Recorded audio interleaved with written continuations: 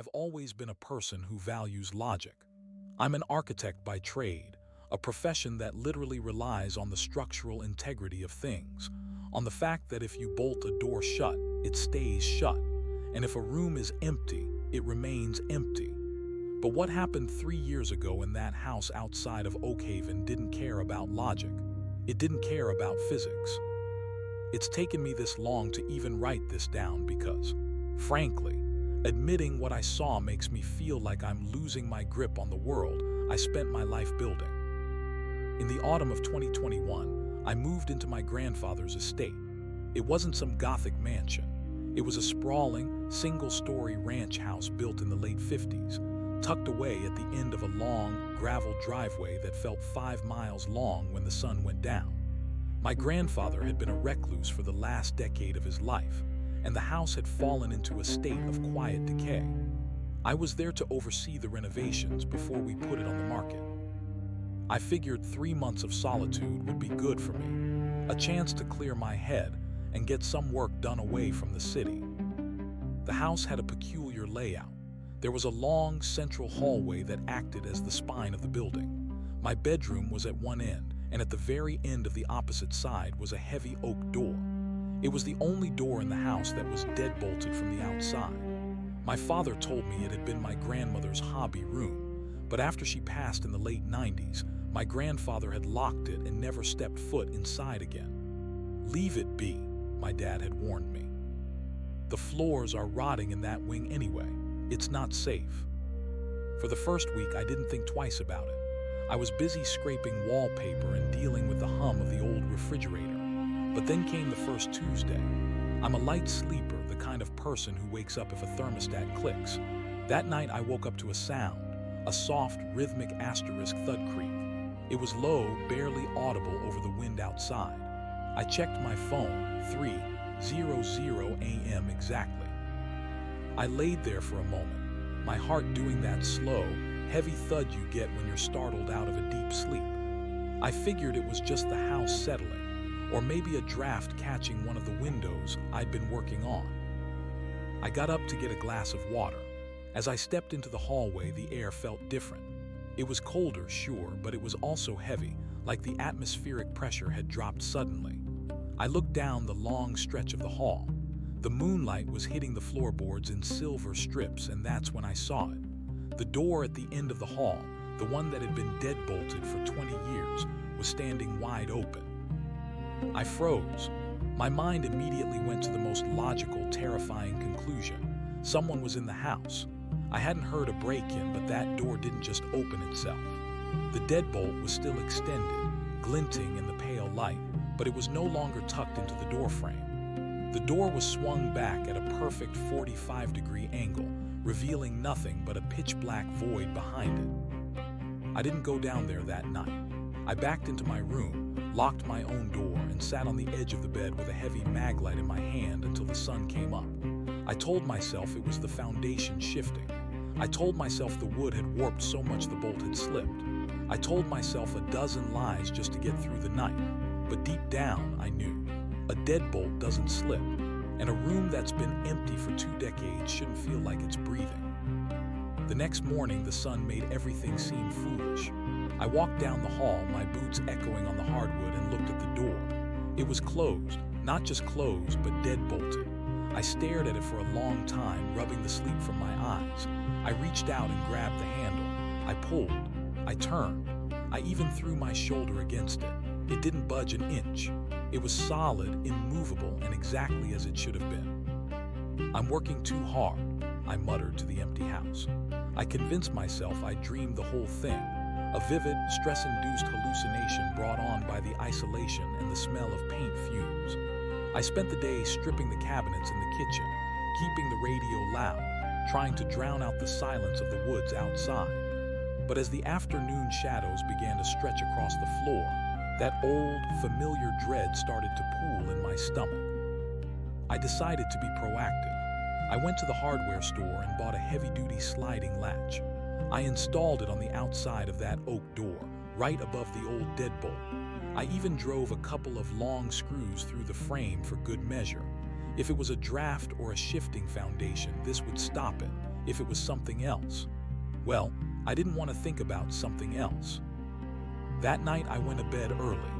I left the hallway light on, a childish move maybe, but I didn't care. I fell into a restless sleep, dreaming of floor plans that didn't make sense and stairs that led to nowhere. I woke up without an alarm. The house was deathly silent. No wind, no crickets, no hum from the fridge. I looked at the clock. 3:00 a.m. My skin went cold. I sat up, straining my ears. From the end of the hallway, I heard it scrape, scrape, scrape. It was the sound of metal on wood. It was slow and deliberate. Then a sharp asterisk crack asterisk, the sound of a screw being sheared in half. I didn't want to look. Every instinct in my body told me to stay under the covers, to hide like a child. But I couldn't. I had to know. I grabbed my flashlight and opened my bedroom door just a crack. The hallway light was out. I knew I'd left it on, but the bulb must have blown or been unscrewed. I clicked on my flashlight, the beam cutting through the darkness like a blade. I swept it down the hall. The new latch I'd installed was hanging by a single screw, twisted and mangled as if a massive force had pulled it from the wall. The door was open again. This time, it wasn't just a crack. It was swung wide, hitting the interior wall of the room. And then I smelled it. It wasn't the smell of a dusty, abandoned room. It was the smell of damp earth and something sweet, sickeningly sweet, like rotting lilies. I stepped out into the hall, my legs feeling like lead. I had this overwhelming sense that I was being watched, not from the shadows of the corners, but from the very center of that open doorway. I shone my light into the room. The beam hit the back wall. The room was empty just as I'd been told. No furniture, no carpet, just bare gray floorboards. But as I panned the light down, I saw something that made my breath hitch. There in the center of the dust-covered floor were footprints. They weren't human. They were too long, the toes too thin, and they were wet. They started from the middle of the room and led straight toward the door, toward me. I stood there paralyzed. I should have run. I should have grabbed my keys and bolted for the truck. But my brain was trying to process the impossible. The footprints were fresh. I could see the moisture glistening on the wood. And as I watched, a new footprint appeared. There was no sound, no weight hitting the boards, just a sudden wet impression forming in the dust 3 feet in front of the door. Then another 2 feet. Whatever was in that room was walking out. I didn't wait for the third step. I backed away, my flashlight shaking so hard the beam was dancing across the ceiling. I reached my bedroom, slammed the door, and pushed my heavy oak dresser in front of it. I didn't care about the noise. I didn't care about the scratches on the floor. I just needed a barrier. I sat on the floor with my back against the dresser, listening. For a long time, there was nothing. Then I heard a soft sound on the other side of my bedroom door. It wasn't a knock. It was a scratch, a single, long nail dragging down the wood from top to bottom. Then a voice. It didn't sound like a person. It sounded like a recording played at the wrong speed, warped, metallic, and hollow. "It's 3, the voice whispered. I didn't move. I didn't breathe. I stayed like that for 3 hours, until the first gray light of dawn began to bleed through the curtains. Only then did I push the dresser aside and open the door. The hallway was empty. The oak door at the end was shut and deadbolted just like before. The latch I'd installed was gone, not broken, not hanging, but completely gone as if it had never existed. There were no holes in the doorframe, no marks on the wood. I went to the end of the hall and looked at the floor where I'd seen the wet footprints. The dust was thick and undisturbed. No tracks, no moisture. I could have convinced myself I was losing my mind if not for one thing. When I went back to my bedroom to pack my bags, I looked at the door. There, carved deep into the wood near the handle, was a single fresh scratch. And on the floor, right where I'd heard the voice, was a single wilted lily. I left that morning. I didn't finish the renovations. I didn't even lock the front door. I drove until I hit a gas station with people and bright lights, and I called my father. "I can't stay there," I told him, my voice cracking. "There's something wrong with the hobby room." There was a long silence on the other end of the line. I expected him to laugh or to tell me I was being dramatic, but he didn't. "I told you the floors were rotting," he said, his voice low and heavy. "But that wasn't the whole truth. My father, he didn't lock that door to keep people out. He locked it because he thought if he stopped looking at it, it would stop coming out. He used to sit in the hall with a shotgun every night at 3:00 a.m. He said the house was built on something that didn't want to be built on." I never went back. The house was eventually sold to a developer who tore it down to build a small subdivision. I sometimes wonder if the people living there now ever wake up at 3:00 a.m. I wonder if they hear the scrape of metal or smell the scent of rotting flowers. Because even now, 3 years later in my new apartment in the city, I still can't sleep through the night. I have a digital clock by my bed, and every night I find myself staring at it, watching the numbers. 2:58, 2:59. And when it hits 3:00, no matter how many locks I have on my door, I always check the hallway. Because some doors don't need hinges to open, and some things don't need an invitation to come in. The silence on the phone after my father's admission was heavier than the air in that hallway had ever been. It was the sound of a man finally laying down a burden he'd been carrying for decades, a secret that had warped his own relationship with his father. I didn't ask for details then. I couldn't. I just hung up, drove to a motel with fluorescent lights that buzzed with a comforting, artificial hum, and slept for 14 hours straight. When I woke up, I expected the terror to have faded into the kind of embarrassment you feel after a jump scare in a movie. I expected my architect's brain to reassert itself, to find the structural flaw or the environmental toxin that had caused the shared delusion. But the scratch on my bedroom door, that single deep gouge in the wood, was burned into my retinas, and the smell of the lily, I could still smell it in the vents of my truck. I tried to return to my life in the city. I took on a project designing a high-rise downtown, something made of glass and steel, materials that didn't have memory, materials that were too modern to hold ghosts. I surrounded myself with blueprints and CAD software, drowning in the precision of millimeters. For a month, it worked. I stayed in well-lit coffee shops until late, and when I went home to my third-floor apartment, I made sure every light was on before I stepped through the threshold. Then the dreams started. They weren't about the ranch house, not at first. They were dreams of geometry. I would see a room perfectly square, and as I watched, the angles would begin to shift. 90 degrees would become 89, then 88. The walls would lean in, not like they were falling, but like they were reaching. In the center of these shifting rooms, there was always a door. Not the oak door from the estate, but a door made of something that looked like static, a flickering gray void that hummed at a frequency that made my teeth ache. I began waking up at 2:59 a.m. every single night. My eyes would snap open, my heart already racing, and I would stare at the digital red numbers of my alarm clock. 2:59. I would hold my breath, counting the seconds. 58, 59, 60. 3:00 a.m. In the city, 3:00 a.m. isn't silent. There's the distant hiss of tires on wet pavement, the groan of the building's elevator, the muffled bass of a neighbor's music. But inside my bedroom, the moment the clock turned, those sounds would vanish. It was as if a bell jar had been lowered over my apartment, cutting me off from the rest of the world. The air would grow cold, not the chill of an air conditioner, but the biting, mineral cold of a deep cave. On the 14th night of this, I heard it, a soft, rhythmic asterisk thud creak. It was coming from my closet.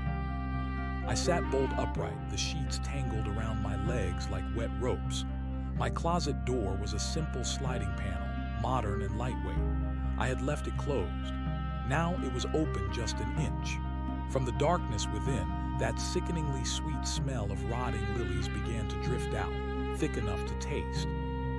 "No," I whispered, the word catching in my throat. I'm not there. I'm not in Oak Haven. Scrape, scrape, scrape. The sound of a nail dragging against the inside of the closet door. It was slow, agonizingly deliberate. I reached for my phone, my fingers trembling so much I nearly dropped it. I turned on the flashlight and aimed it at the gap. The beam hit the floor of the closet. My shoes were lined up neatly just as I'd left them. But between my sneakers and my dress shoes, a wet, dark patch was spreading on the carpet. It was the shape of a heel. Then, as the light shook in my hand, the carpet fibers depressed further forward. A long, thin toe print appeared, the moisture soaking into the beige pile. It wasn't just in the house in Oak Haven. It had followed the architecture of my mind. It had followed the man who had seen it. I didn't stay to see it emerge. I grabbed my keys from the nightstand and ran. I didn't even put on shoes. I sprinted down the hallway of my apartment building in my socks, my breath coming in ragged gasps. I didn't take the elevator. I was terrified of being trapped in a small metal box at 3:00 a.m. I took the stairs, 3 at a time, the concrete cold against my feet. I spent the rest of the night in a 24-hour diner, sitting in a vinyl booth and drinking coffee that tasted like battery acid. The waitress, a woman with tired eyes and a name tag that read Marge, kept glancing at me, but she didn't ask questions. I suppose she'd seen plenty of people running from things at 3 in the morning.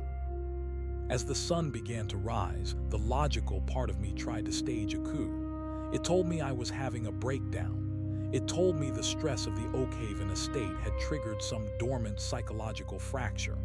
I needed a doctor, not a priest. I needed a sedative, not a new set of locks. I called my father again. This time I didn't wait for him to speak. "It's in my apartment," I said, my voice flat and hollow. It followed me. There was a sharp intake of breath on the other end. "Where are you?" "A diner on 4th. I'm not going back there." "Stay there," he said. "I'm coming to get you." My father lived 3 hours away, but he made it in 2. When he walked into the diner, he looked older than I remember. His face was lined with a weariness that went deeper than bone. He didn't hug me.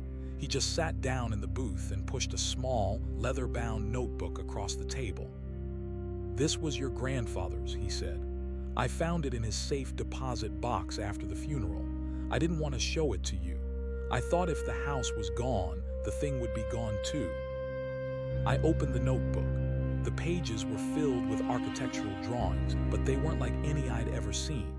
They were sketches of the ranch house, but the dimensions were all wrong. Lines crossed in ways that shouldn't be possible in 3-dimensional space. Notes were scribbled in the margins in my grandfather's cramped, frantic handwriting. "The door is not a door. Asterisk 1 note read. It is a seam. The house was built on the intersection of 2 planes that were never meant to touch. When the clock hits the hour of the dead, the seam thins. It doesn't matter where you are, because once you've seen the seam, you become part of the geometry." I looked up at my father. "What does that mean, part of the geometry?" "He believed that certain places and certain people act as anchors," my father said, his voice a low whisper. "The room in Oak Haven was the original point of contact. My mother. She didn't die of a stroke, Elias. She disappeared. One night at 3:00 a.m., my father heard the door open. He ran to the hall and she was standing in the doorway of that room. He said she looked like she was being pulled through a straw stretched and distorted. Then the door slammed, and when he finally broke it down, the room was empty. No body, no signs of a struggle, just the smell of lilies. I felt a cold surge of nausea, and the footprints, the voice. He spent the rest of his life trying to keep it shut," my father continued, ignoring my question. "He thought the deadbolt would work. Then he thought the shotgun would work. But you can't shoot a shadow and you can't lock out a thought. He realized that the thing wasn't coming from the room. The room was just where it chose to manifest because that's where the seam was widest. But once it touches you, once it knows you can see it, the seam follows you." "So what do I do?" I asked, my voice rising in panic. "I can't live like this. I can't run every night at 3:00 a.m. My father reached across the table and gripped my hand. His grip was surprisingly strong. He found a way to dampen it. He didn't tell me how, not exactly, but there's a place. A cabin he owned up north near the border. It's built differently. No right angles, no hallways. He said the thing needs corners to move. It needs a specific kind of space to manifest. It sounded like madness. It sounded like the ramblings of a man who had spent too much time in the dark. But as I looked at my father's face, I saw the same shadow in his eyes that I'd seen in my own reflection that morning. He knew. He had seen it too, even if he'd never admitted it until now.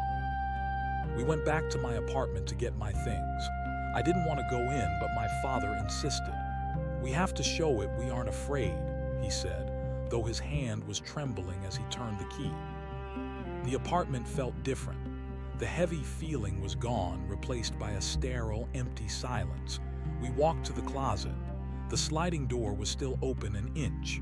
I pulled it wide, expecting to see the wet footprints, the mangled interior, the horror. The carpet was dry. There were no marks. My shoes were exactly where I'd left them. "See," I said, a hysterical laugh bubbling up in my chest. "I'm crazy. I've just lost my mind." My father didn't answer. He was staring at the back wall of the closet. He reached out and pushed aside my hanging coats. There on the white drywall was a drawing. It hadn't been there yesterday. It was a charcoal sketch, crude but unmistakable, of the ranch house in Oak Haven. But the perspective was inverted, as if the house were being viewed from underneath the earth. And in the center of the drawing, where the oak door should be, there was a hole. A literal hole burned into the drywall, about the size of a coin. I leaned in, drawn by a morbid curiosity I couldn't suppress. I peered into the hole. I didn't see the studs of the wall or the insulation. I didn't see the neighbor's apartment. I saw a hallway, a long central hallway with silver strips of moonlight hitting the floorboards. At the end of the hall was a heavy oak door standing wide open, and standing in that doorway was a figure. It was tall, too tall, with limbs that were thin as reeds and skin the color of a drowned man. It didn't have a face, just a smooth, pale surface where features should be. It was holding a single, white lily. As I watched, the figure began to move. It didn't walk, it glided, its body flickering like a bad television signal. It was coming down the hallway. It was coming toward the hole. "Elias, get back," my father screamed. He grabbed my collar and yanked me away just as a long, pale finger, thin as a twig and tipped with a black, hooked nail, poked through the hole in the drywall. The drywall didn't crumble. It dissolved around the finger like sugar in water. We didn't pack. We didn't grab my computer or my blueprints. We ran out of the apartment, and this time, I didn't stop until we were in my father's car, tearing out of the parking garage. As we hit the highway, I looked at the clock on the dashboard. 3:15 a.m. "It's still the hour," I whispered. "We have to get to the cabin," my father said, his knuckles white on the steering wheel. "It's the only place where the geometry is broken." We drove in silence for miles. The city lights faded into the dark, brooding silhouettes of the pine forests. I kept my eyes on the road, terrified that if I looked in the rearview mirror, I would see that pale, faceless thing sitting in the backseat. "Dad," I said after an hour, "if the house in Oak Haven was torn down, where is it coming from?" My father didn't look at me. He kept his eyes fixed on the black ribbon of the road. "It's not coming from the house, Elias, I told you. The house was just the anchor, the place where it first broke through. But once it's through, it doesn't need the house anymore. It just needs the door." "But the door is gone. The developer tore it down." "Did he?" my father asked, his voice trembling. "Or did he just move the wood? Wood is just fiber and cells. It can be repurposed. It can be built into something else. A new floor, a new frame, a new furniture piece." I thought of the dresser I'd pushed in front of my door in Oak Haven. It had been made of oak, old, heavy oak. "Where is that dresser, Elias?" my father asked softly. My heart stopped. I left it there. No, wait. I sold some of the furniture to an antique dealer before I left to help pay for the move. The realization hit me like a physical blow. The seam wasn't a location. It was the material. The oak door, the floorboards, the furniture, they were all part of the same organism, and I had scattered the pieces across the state. "We have to find them," I said. "We have to burn them." "You can't burn what isn't fully in this world," my father said. My father tried that. He took a chainsaw to the door once. The next morning it was back on its hinges without a scratch. You can't destroy the seam. You can only avoid the opening. We reached the cabin just as the sun began to orange the horizon. It was a strange, hexagonal structure built into the side of a granite cliff. There wasn't a single right angle in the entire place. The windows were diamond-shaped, the ceiling sloped at odd intervals, and the rooms flowed into one another without doors. "It can't find a corner here," my father said, stepping inside. "It loses its sense of direction. The geometry is too chaotic for it to anchor." I walked through the cabin, feeling a strange sense of vertigo. My architect's brain screamed at the inefficiency of the design, the wasted space, the structural absurdity. But as I stood in the center of the main room, I realized something. For the first time in weeks, the air didn't feel heavy. The smell of lilies was gone, replaced by the scent of cedar and old wood smoke. "I'll stay here," I said. "I'll stay as long as I have to." "Good," my father said. He looked older than ever, his skin gray in the morning light. "Because I can't stay with you. I have to go back." "Back where? To the city? You saw what happened." "I have to find the rest of the furniture," he said. "I have to track down where those pieces went. If I can't destroy them, I have to at least warn the people who bought them. I have to tell them what happens at 3:00 a.m. I watched him drive away, his taillights disappearing into the mist of the mountain road. I was alone in a house with no doors, in a world that no longer made sense. I spent the day exploring the cabin.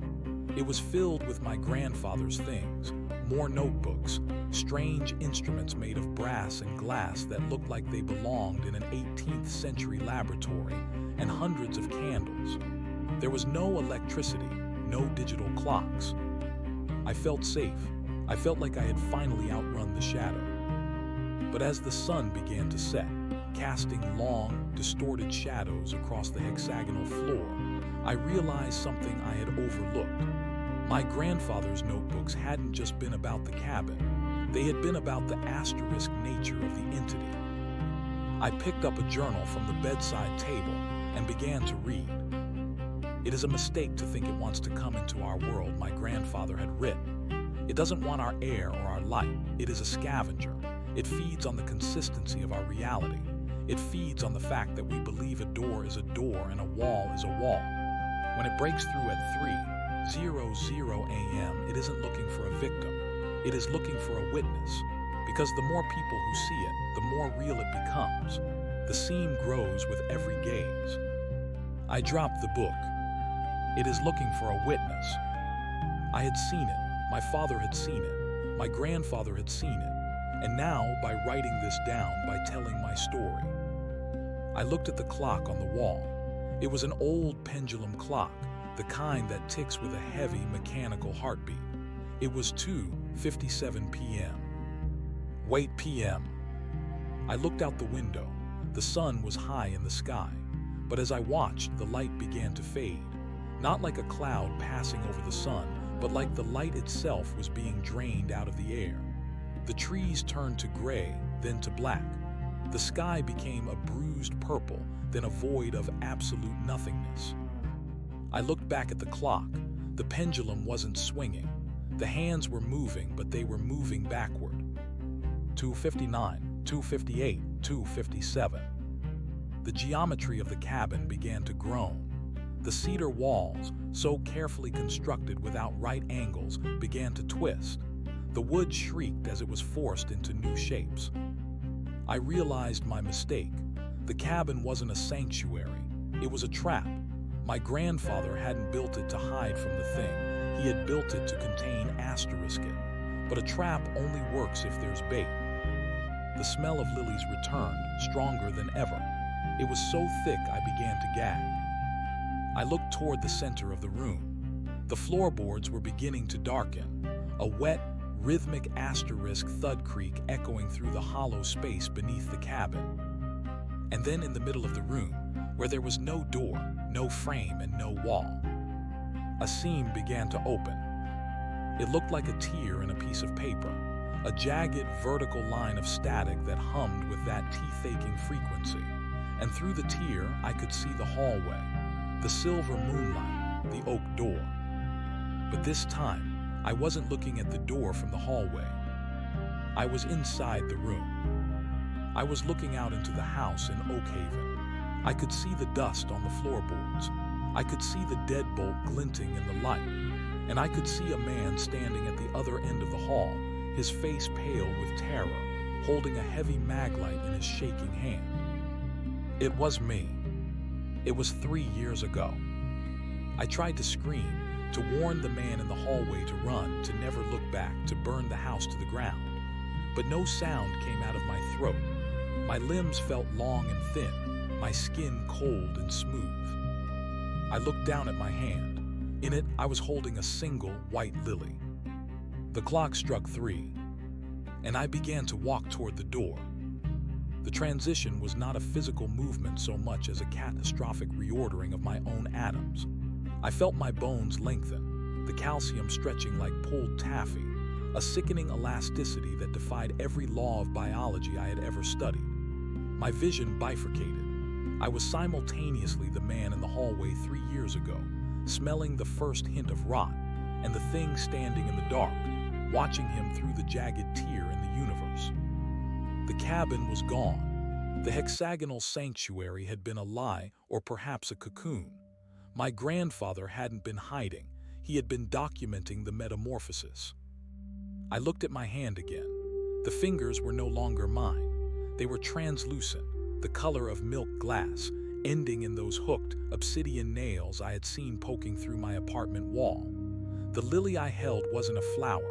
It was a growth, a fleshy, pale protrusion of my own palm that mimicked the shape of a funeral bloom. It pulsed with a low, rhythmic thrum that matched the beating of the house's heart. In the hallway, the younger version of me, the Elias who still believed in blueprints and load-bearing walls, took a step forward. I saw the sweat on his brow. I saw the way his thumb white-knuckled the casing of his flashlight. He was so small, so fragile in his three-dimensional rigidity. "Run," I tried to howl. What came out of my throat was a sound like dry leaves skittering over a grave.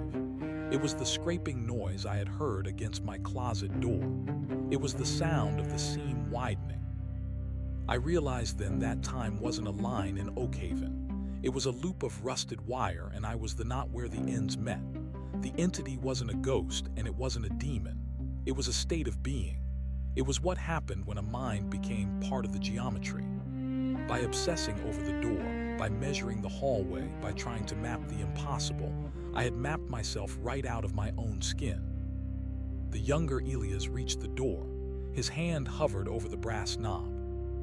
Inside the room, I felt a surge of predatory hunger that wasn't mine, yet originated from my center.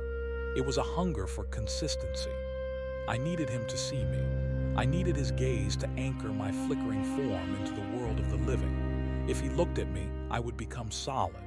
If he looked at me, the seam would have enough power to pull the rest of me through. "Don't," I rasped. The word didn't vibrate the air, it vibrated the wood of the door. He froze. I saw his eyes go wide. He had heard me, but in his world it was just a groan of settling timber. He turned the knob. The click of the latch was the loudest sound I had ever heard. It sounded like a gunshot. It sounded like a bone snapping. The door swung open. The moonlight from the hallway flooded into the room, but it didn't illuminate me. It bent around me. I was a hole in the light. I watched the younger Elias stare into the darkness. I saw the exact moment his eyes found the shape of my head, the smooth, featureless plane where my face used to be. I felt his terror like a cold drink of water. It was delicious. It was the only thing that felt real. Then the memory fractured. Suddenly, I wasn't in the room in Oakhaven anymore. I was back in the cabin, but the cabin was inverted. The floor was the ceiling, and the windows looked out onto a sky filled with black suns. The pendulum clock was melting, the brass running down the wall like liquid gold. Elias. The voice was distant, muffled by layers of static. It was my father. I turned, my long, reed-like limbs clattering against the distorted walls. I saw him. He wasn't in the cabin. He was in his car, miles away, but I could see him through a corner in the air. He was screaming into his cell phone, his face streaked with tears. Elias, answer me. I found it. I found the dealer. I reached out toward the vision of him. My hooked nail snagged on the air, tearing a fresh hole in the gray fabric of the cabin's reality. Dad, I whispered.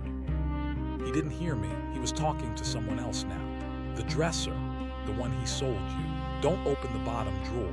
Whatever you do, don't look inside at 3:00 a.m. I'm coming to buy it back. I'll give you triple what you paid. Just keep the room locked. I realized with a jolt of horror that he was talking to a young couple in a suburb I didn't recognize. I could see them, too. They were standing in a bright, modern bedroom, looking at the heavy oak dresser I had once used to barricade a door. They looked confused, holding the phone away from their ears as if my father's voice were a physical assault. Is this a joke? The man asked into the phone. It's not a joke, my father roared. Look at the clock. What time is it? The man looked at his bedside digital clock. 2:59. I felt the pull again. The dresser was a splinter of the original door, a horcrux of the seam. It was calling to me. It was a new anchor. The cabin around me began to dissolve into the smell of rotting lilies. The hexagonal walls stretched thin, becoming the white drywall of a stranger's bedroom. I was being dragged through the straw my father had described. My body felt like it was being squeezed through a needle's eye. I was no longer the witness. I was the manifestation. I felt myself coalescing inside the dark, cramped space of the oak dresser. I was folded into the bottom drawer, my impossibly long limbs tucked against my chest, my faceless head pressed against the underside of the wood. The wood hummed. It recognized me. It was the same grain, the same cells, the same ancient oak that had stood guard over the intersection in Oakhaven for 100 years. Outside the wood, I heard voices. Crazy old man, the husband muttered, tossing his phone onto the bed. How did he even get this number? Maybe we should just get rid of it, the wife said. Her voice was close, too close. I could hear the rustle of her nightgown against the carpet. It smells weird, like old flowers. It's just the polish, Sarah. Come on, let's go to sleep. The light flickered off. In the sudden darkness, the clock on the nightstand ticked over. 3:00 a.m. I felt the seam open. It wasn't a choice. It was a mechanical inevitability. The back of the dresser simply ceased to be a solid object. It became a gateway. The darkness of the drawer bled into the darkness of the room, and the smell of lilies erupted like a physical force. Scrape, scrape, scrape. My nail dragged against the inside of the drawer. I didn't want to do it. The human part of me, the part that still remembered the diner and the coffee and the feeling of socks on concrete, was screaming in a silent, airless void. But the geometry demanded it. The seam needed to be fed. The drawer slid open an inch. I saw the room through the gap. It was a nice room. There were pictures of a wedding on the walls. There was a cat curled up at the foot of the bed. It was a life built on right angles and 90-degree certainties. The cat woke up first, its back arched, a low, guttural hiss vibrating in its throat. It stared at the dresser, its pupils blown wide, reflecting a light that shouldn't have been there. Max, what is it? Sarah whispered, sitting up. She reached for the lamp. Her hand trembled. She clicked the switch, but the bulb didn't glow yellow. It pulsed with a cold, violet strobe, illuminating the room in jagged bursts of static. In the strobe light, she saw the drawer. She saw the long, pale finger hooked over the edge of the wood. She didn't scream yet. She was too busy trying to understand what she was seeing. Her brain was trying to categorize me, to fit me into the boxes of intruder or shadow or prank. But as I began to pour myself out of the drawer, my body unfolding like an umbrella, expanding to fill the corner of the room, those boxes broke. I stood up. My head brushed the ceiling. I flickered, my form shifting between the bedroom and the hallway in Oakhaven, between the cabin and my apartment. I was a glitch in the world's software. Elias. The voice didn't come from Sarah. It came from the hallway outside the bedroom. I turned my faceless head. My father was there. He had broken into the house. He was standing in the doorway, a gallon of gasoline in one hand and a flare in the other. He looked at me, not at the monster, but at me. "I'm sorry, son," he sobbed. "I couldn't find you in time." He didn't look at the couple in the bed. He didn't look at the dresser. He looked straight into the void where my face should have been. And in that moment, the anchor was complete. The connection between us was the strongest geometry in the room. "I have to close it," he whispered. "I have to close the seam from both sides." He splashed the gasoline over the dresser, over the carpet, and over his own shoes. The smell of fuel fought with the lilies, a sharp chemical sting that felt like a return to reality. "Dad, no," I tried to say, but the sound was the screech of a hinge. He struck the flare. The red light was blinding. For a second the strobe stopped. The flickering stopped. The room was just a room again, bathed in the harsh, honest glow of magnesium and fire. "Go back, Elias," he commanded, his voice steady for the first time since this nightmare began. "Go back to the center. If there's no witness, there's no door." He dropped the flare. The fire didn't behave like normal fire. It didn't spread. It imploded. The flames were sucked toward the dresser, toward me, as if the vacuum of the scene were inhaling the heat. The oak began to crackle, the ancient wood screaming as it finally met the one force that could break its cellular memory. I felt the heat. It was agonizing, but it was also wonderful. It was the feeling of being burned back into a single shape. I felt my long limbs shrinking, my skin blistering, the pale, featureless mask of my face melting away to reveal the raw, human features beneath. But as the dresser burned, the hole in the world didn't close. It widened. The fire was the fuel the scene had been waiting for. The energy of the combustion was being converted into a different kind of power. The room began to tilt. The walls didn't just move. They folded in on themselves like an origami project handled by a giant. The husband and wife were gone, not dead, but simply erased, as if they had never been part of the sketch. The only things left were my father, the fire, and me. "It's not working," I screamed, and this time my voice was my own. My father looked around at the collapsing reality. The ceiling was now a whirlpool of gray clouds. The floor was a lattice of light. "The notebooks," my father gasped, the smoke thickening around him. "The last page. I didn't read the last page." He reached into his jacket, pulling out my grandfather's leather journal. The edges were already charring. He flipped to the very back, his eyes scanning the frantic final entries. "It's not a door," he shouted over the roar of the fire. "It's a mirror, Elias, it's a mirror." He held the book up so I could see. The last page wasn't written in ink. It was etched into the paper with a blade. "The entity is not the thing in the dark. The entity is the one who looks, the seeker, the architect. The one who wonders what is behind the door is the one who creates the room. To close the door, the witness must become the door." I looked at my father. He was fading. His body was becoming translucent, the fire shining through his chest. "I have to stay," he said. "I'm the one who followed you. I'm the one who kept the memory alive. If I stay here in the fire at the hour, the loop can close." "No," I lunged for him, but my hands passed through his shoulders like smoke. "Go, Elias," he said, his smile sad and weary. "Build something else. Build something with no doors. build something that doesn't need to be seen. The fire erupted in a final, white-hot pillar. The dresser disintegrated into ash. The room in the suburb, the hallway in Oakhaven, the cabin on the cliff, they all rushed together into a single point of infinite density. Then there was silence. I was lying on my back. The air was cold and smelled of damp earth and pine needles. I opened my eyes and saw the stars, real stars, fixed in their constellations, governed by the cold, indifferent laws of physics. I sat up. I was in the middle of a forest. A few yards away, a blackened hexagonal ruin smoked in the pre-dawn light.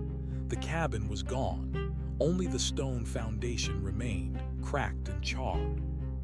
I looked at my hands. They were shaking, but they were mine. 10 fingers, short nails, human skin. I reached into my pocket. My fingers brushed against something cold and hard. I pulled it out. It was a key, a heavy iron key with a bit that looked like a jagged tooth. I looked at my watch. The digital display was cracked, the liquid crystal leaking into a black smudge, but I could still see the numbers. 3:01 a.m. The hour was over.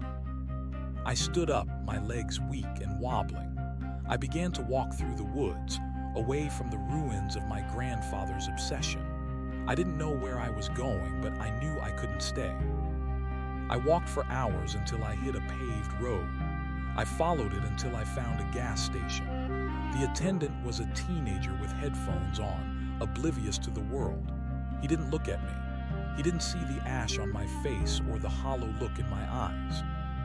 I sat on the curb and waited for the sun to come up. When the first rays of light hit the pavement, I felt a momentary sense of peace. The world was solid. The geometry was fixed. But then I looked down at the shadow I cast on the asphalt. The sun was behind me, low on the horizon. My shadow should have been long and thin, stretching out toward the gas pumps. It was, but as I watched, the shadow's arm moved. I was sitting perfectly still, my hands clasped between my knees. In the shadow, my arm reached up. It reached toward its own face, a face that had no features, and in its hand, the shadow held the silhouette of a single white lily. I looked away, my heart hammering against my ribs. I closed my eyes and counted to 10. It's just the light, I told myself. It's just the angle of the sun. It's a trick of the eyes, a dormant psychological fracture. But I knew. The dresser was gone, the house was gone, my father was gone. But I was still here. And as long as I was here, as long as I remembered the smell of the rot and the sound of the scrape, the seam was open. I wasn't the victim anymore. I wasn't even the witness. I was the architecture. I stood up and began to walk toward the city. I had work to do. I was an architect after all, and I knew exactly what I needed to build next. A house with no corners, a house with no hallways, a house where no one would ever have to wonder what was behind the door. Because in my house, there would be no doors at all. But as I walked, I couldn't shake the feeling of the key in my pocket, the heavy iron weight of it. The key didn't belong to the cabin. It didn't belong to Oakhaven. I knew what it opened. It opened me. The gas station attendant didn't look up when I finally approached the counter to buy a bottle of water. His eyes were glued to a smartphone screen, his thumb rhythmically scrolling through a feed of vertical videos, bright, loud, and fleeting. To him, I was a ghost of the highway, a disheveled hiker or a mechanic whose car had died a few miles back. He didn't see the way the fluorescent lights above us seemed to stutter when I stepped beneath them, a microscopic lag in the refresh rate of reality. I handed him a crumpled $5 bill. My fingers touched his for a fraction of a second. He shivered, a sudden, violent tremor that made him drop his phone. "Gah, cold hands, man," he muttered, rubbing his knuckles. He looked at me then, really looked at me, and his expression shifted from annoyance to a hollow, glass-eyed confusion. He blinked rapidly, his pupils dilating and contracting as if trying to find a focal point that wasn't there. Do I know you?" "No," I said. My voice felt like it was being projected from a box several inches behind my head. "I'm just passing through." I took the water and walked back out into the burgeoning morning. The sun was higher now, a pale, lemon-yellow disk that offered light but no warmth. I stood by the air compressor station and watched the traffic on the interstate. Steel boxes hurtling at 80 miles an hour, piloted by people who believed in the solidity of the road, the reliability of their brakes, and the linear progression of their Tuesday mornings. I envied them with a ferocity that made my teeth ache. I looked at the iron key in my palm. It didn't belong in this sunlight. It looked like a hole cut into the shape of a tool. I realized then that my father hadn't ended the loop. He had merely shifted the center of gravity. By burning the dresser and the cabin, he had destroyed the physical anchors, the hardware of the scene. But the software, the consciousness that perceived the anomaly, was still running. I was the server hosting the nightmare. I began to walk again, not toward a destination, but away from the silence. Silence was dangerous. In the silence, you could hear the wood grain whispering. In the silence, you could hear the 3:00 a.m. clock tick even when it was noon. I needed noise. I needed the messy, chaotic geometry of a city. By nightfall, I had reached the outskirts of a major metropolitan area. I used the last of the emergency cash I'd kept in my boot to rent a room in a motel that didn't ask for ID. It was a place of stained carpets and the smell of cheap cigarettes. A place so aggressively mundane that I hoped it would act as a heat sink for the strangeness vibrating in my marrow. I sat on the edge of the sagging bed and stared at the door. It was a standard fire-rated door, painted a depressing shade of industrial beige. It had a deadbolt and a security chain.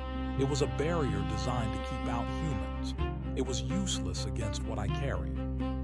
I took a deep breath and reached for the phone on the bedside table. I needed to call the firm. I needed to tell them I wasn't coming back, that the Oak Haven project was a total loss, that I was, what? Insane, metamorphosed. The dial tone was wrong. It wasn't a steady hum. It was a rhythmic, wet thumping, thump, thump, thump, thump. The heartbeat of the house. I slammed the receiver down. My heart was racing. I looked at the digital clock on the motel nightstand. 2:14 a.m. The dread began to pool in my stomach like cold mercury. I had 46 minutes. I stood up and began to move the furniture. I pushed the heavy dresser, a cheap particle board imitation of the oak one, in front of the door. I piled the 2 chairs on top of it. I took the framed print of a generic seascape off the wall and laid it face down on the floor, afraid that even the depicted horizon might offer a corner for the scene to catch on. I went into the bathroom and looked in the mirror.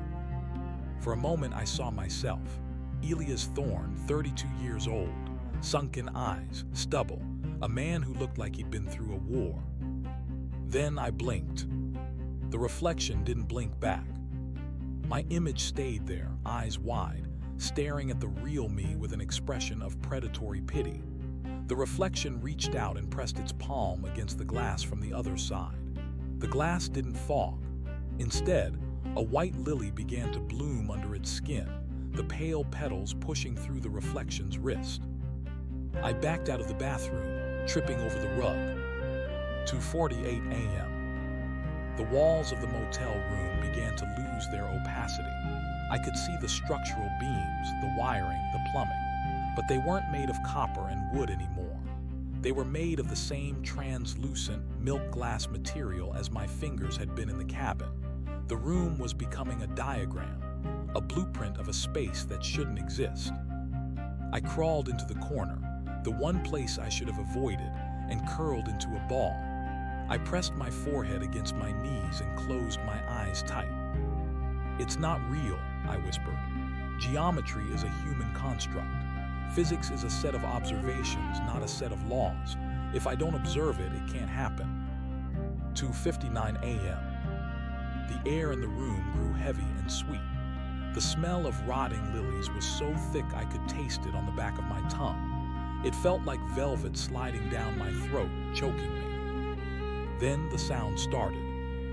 It wasn't a scrape this time. It was a knock. Knock, knock, knock. 3 deliberate raps. They didn't come from the door I had barricaded. They came from the floor, directly beneath me. I scrambled away, hitting the opposite wall. The carpet beneath where I had been sitting was bulging upward, as if something were trying to surface from a deep pool of water. The plywood subfloor groaned. Elias. It was my father's voice, but it wasn't the voice of the man who had died in the fire. It was the voice of the man who had been folded. It sounded like 2 voices speaking at once, 1.5 seconds behind the other, creating an echo that vibrated in my teeth. Dad, I gasped, my resolve shattering. Are you there? The last page, Elias. The voice vibrated through the floorboards. I didn't tell you everything. I couldn't see it until the fire took my eyes. The bulge in the floor cracked. A sliver of darkness, true darkness, the kind that exists between stars, leaked out. There is no other side, the voice said. The door doesn't lead to a place, it leads to a perspective. You aren't being pulled through a straw, you are being turned inside out. I looked at my hands. They were starting to flicker again. I could see the motel room through my palms. How do I stop it? I screamed at the floor. You can't stop a circle from being round, the voice replied. But you can change the diameter. Don't build a house with no doors, Elias. That's just a tomb. And the seam loves a tomb. It loves the pressure of a closed space.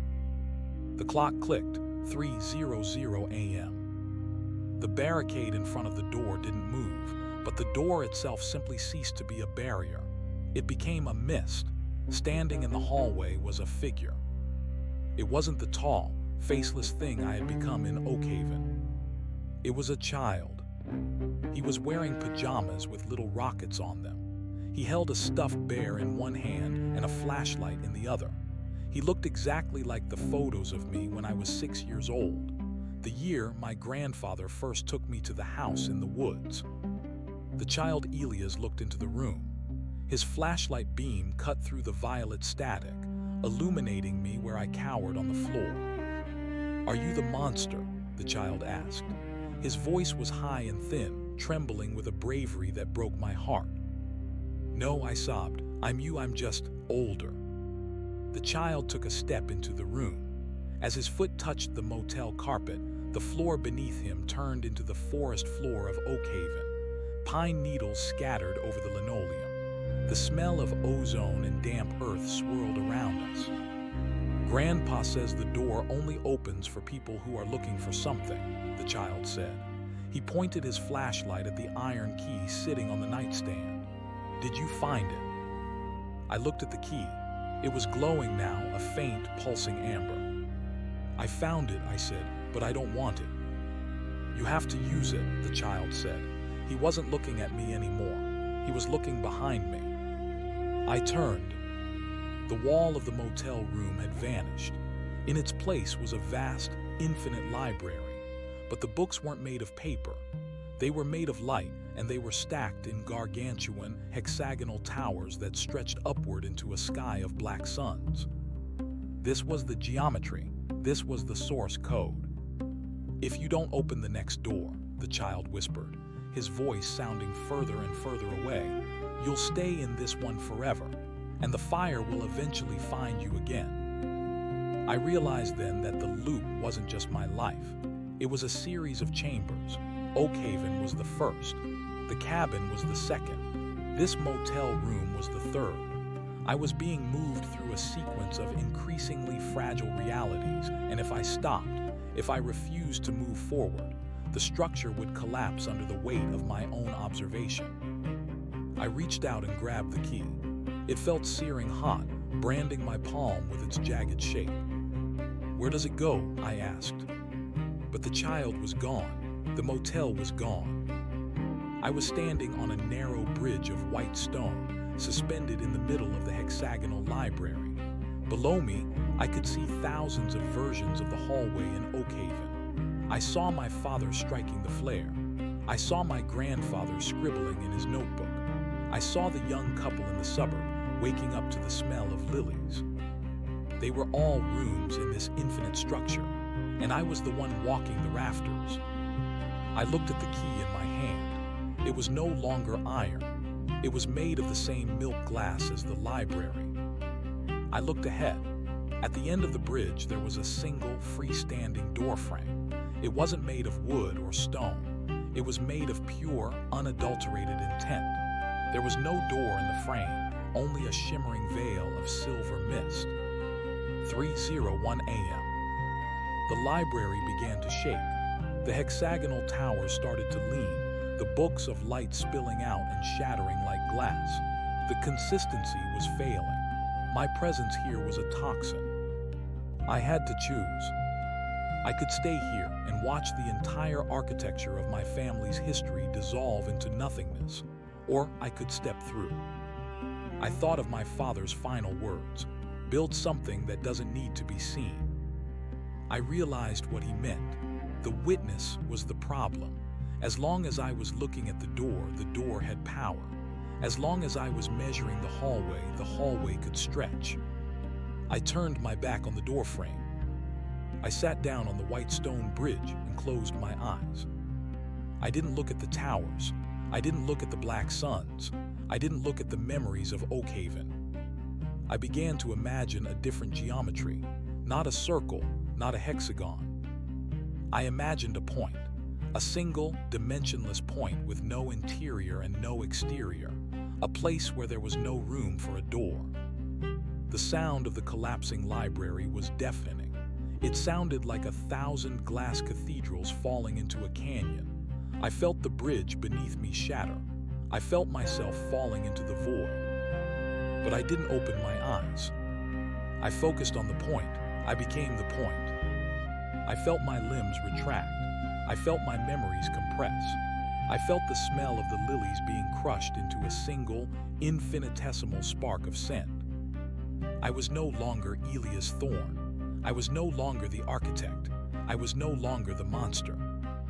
I was the silence between the ticks of a clock. Then the falling stopped. I felt something soft beneath me, not pine needles, not a motel carpet. It was grass, real cool morning dew grass. I opened my eyes. I was lying in a park, a normal suburban park with a swing set and a duck pond. The sun was just beginning to peek over the horizon, casting long, normal shadows across the lawn. I sat up, my body felt heavy, solid. My skin was opaque, my heart beat with a steady, boring rhythm. I looked at my hand. The key was gone. In its place was a small, circular scar in the center of my palm, shaped like a zero. I looked at my watch, 6:15 a.m. I stood up and brushed the grass off my jeans. I felt a strange, hollow lightness in my chest, as if a great weight had been lifted, or perhaps as if something vital had been removed. I walked out of the park and onto a quiet street. I saw a man walking his dog. I saw a woman picking up her newspaper. They didn't look at me with fear. They didn't look at me at all. I was just another person in the world.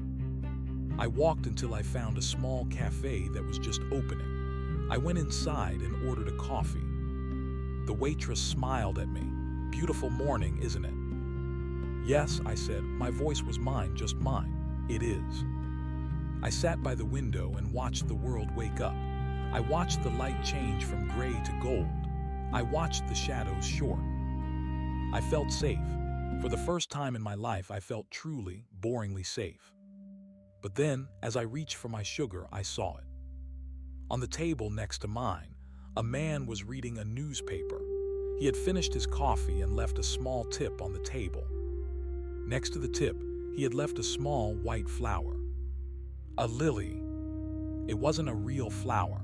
It was made of paper, folded with exquisite precision. I stared at it, my breath hitched in my throat. The man stood up to leave. He was tall, wearing a long gray coat. He didn't look at me, but as he passed my table, he leaned down and whispered 3 words. "Still 3 o'clock." He walked out the door and vanished into the morning light. I looked down at my coffee. The surface of the liquid was perfectly still, but in the reflection, I didn't see the cafe ceiling. I saw a hallway. A long, dark hallway with a single, brass-knobbed door at the end. And the door was open. I didn't scream. I didn't run. I just picked up my spoon and began to stir. Because I finally understood. You can't build a house with no doors.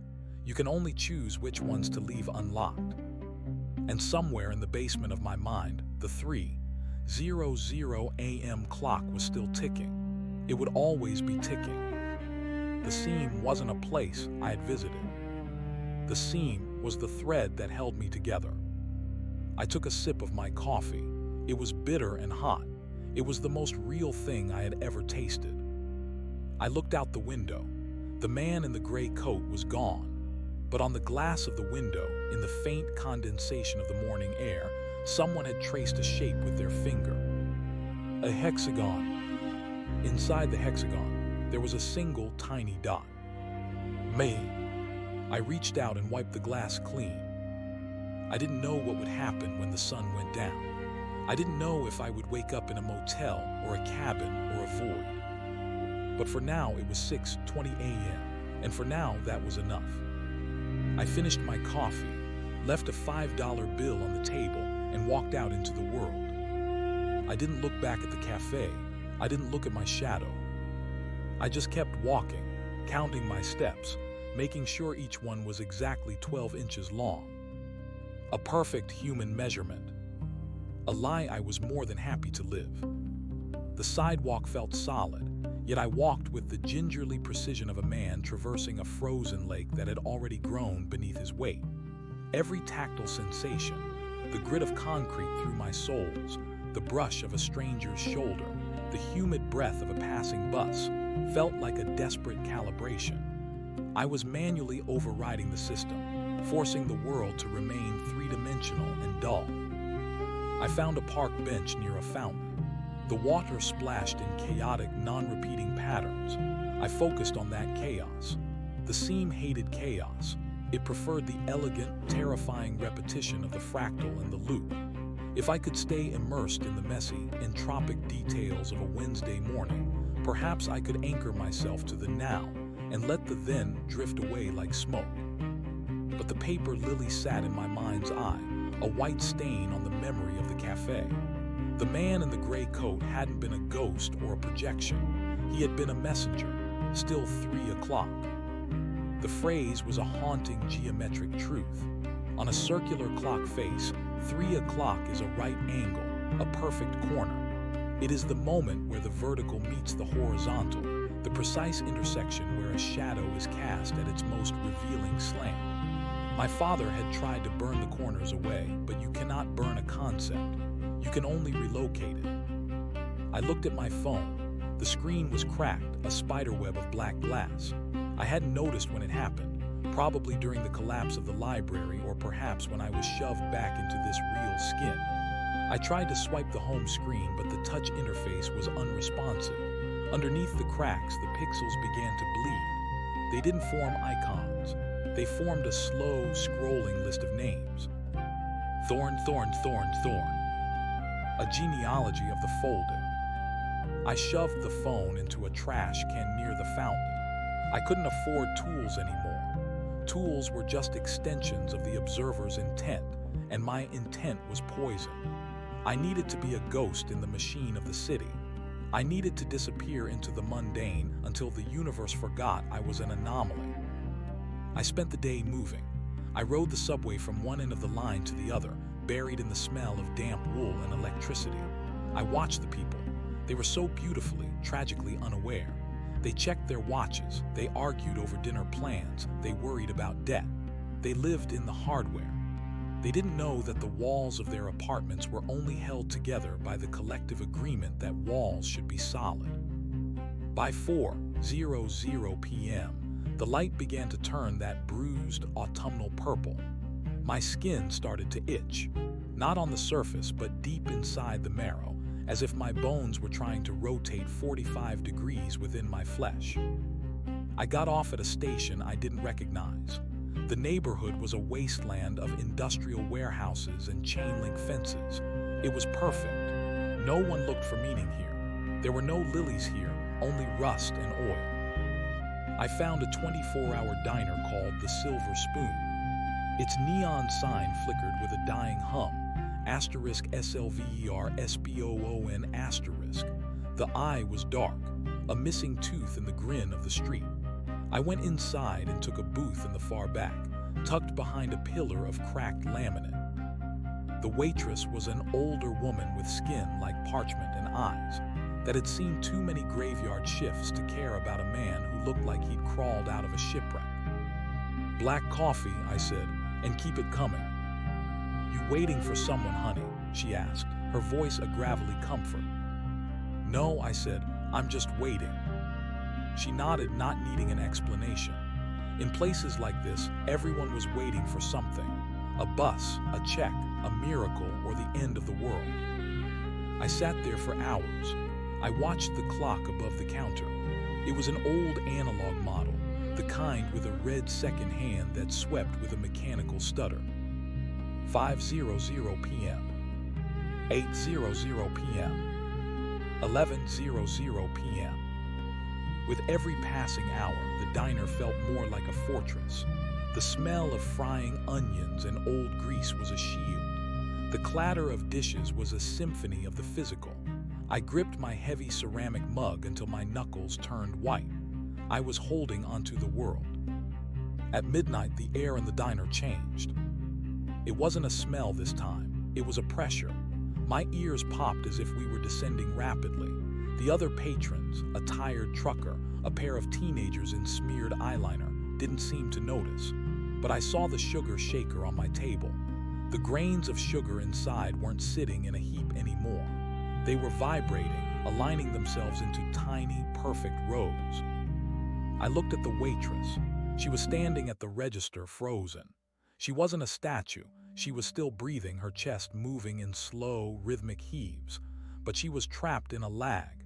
Every time she blinked, her eyelids stayed shut for a second too long. "No," I whispered. "Not here, not yet." I looked at the clock.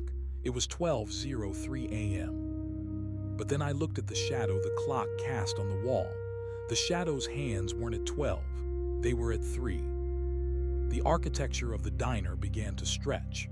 The long counter extended into a vanishing point that seemed miles away. The floor tilted, not physically, but conceptually. I felt like I was standing on the side of a cliff, yet my coffee remained level in the cup. A man entered the diner. He wasn't the man in the gray coat. He was shorter, wearing a high-visibility vest and carrying a hard hat. He looked like a construction worker coming off a late shift. He sat down at the counter, 3 stools away from the frozen waitress. He didn't order anything. He just stared at the blank television mounted in the corner. "It's a lot of work, isn't it?" he said. His voice was flat, devoid of any regional accent. I didn't answer. I kept my eyes on my coffee. "Maintaining the illusion," he continued. "The sheer caloric intake required to keep your brain believing in up and down. It's exhausting. Most people give up after the 3rd or 4th loop. They just let the geometry take them." I looked at him then. His face was unremarkable except for his eyes. They weren't pupils and irises. They were 2 identical, tiny doorways, reflecting a light that didn't exist in the diner. "Who are you?" I asked. My voice sounded thin, like tearing paper. "I'm a surveyor," he said. He tapped the hard hat on the counter. "We're expanding the sector. Oak Haven was a pilot program, a successful one despite your father's arsonist tendencies. He thought he was stopping the leak. He didn't realize he was just clearing the site for a larger foundation." He turned to me, and for a second the diner vanished. I was back in the library, standing on the white stone bridge, but it was under construction. Beings of light were weaving the hexagonal towers out of the memories of people like me. "The 3:00 a.m. seam isn't a glitch, Elias," the surveyor said. "It's a harvest. Every time a consciousness perceives the folded space, it adds a layer of complexity to the structure. You didn't escape Oak Haven. You carried it with you. You are the architect now. Every room you enter, every street you walk, you're mapping it into the system. I'm not doing anything, I snarled, slamming my hand on the table. I'm just sitting here. Are you? He pointed to the window. Outside, the industrial wasteland was gone. In its place was a perfect, infinite repetition of the diner. A line of silver spoons stretching into the dark, each one containing a version of me, a version of him, and a version of the frozen waitress. You're thinking about the diner, he said. So the system is building more diners. You're trying to stay real, so the system is mimicking reality with such fervor that it's exhausting the local supply of logic. I looked at the sugar shaker. The grains had formed a perfect model of the Oak Haven house. How do I stop being the architect? I asked. The surveyor smiled. It was a terrifying, sympathetic expression. You can't, you've seen the source code. You can't unsee the math, but you can choose the design. He leaned in closer. The man in the gray coat. He's an old version of you, from a loop where you tried to run. He's been walking for a very long time, trying to find a door that doesn't lead back to the start. He gave you that lily because he wanted to remind you of the beauty of the fold. I don't want beauty, I said. I want a Tuesday morning that stays Tuesday. Then you have to go deeper, the surveyor said. You have to find the master bedroom, not the one in the house, the one in the center of the library, the place where the first observer sat down and decided that a door should be a door. He stood up and put on his hard hat. The 3:00 a.m. door is opening soon, Elias. And this time it's not going to be in a motel or a cabin. It's going to be in your chest. He walked toward the exit. As he opened the door, the bell chimed, a sound like a funeral bell.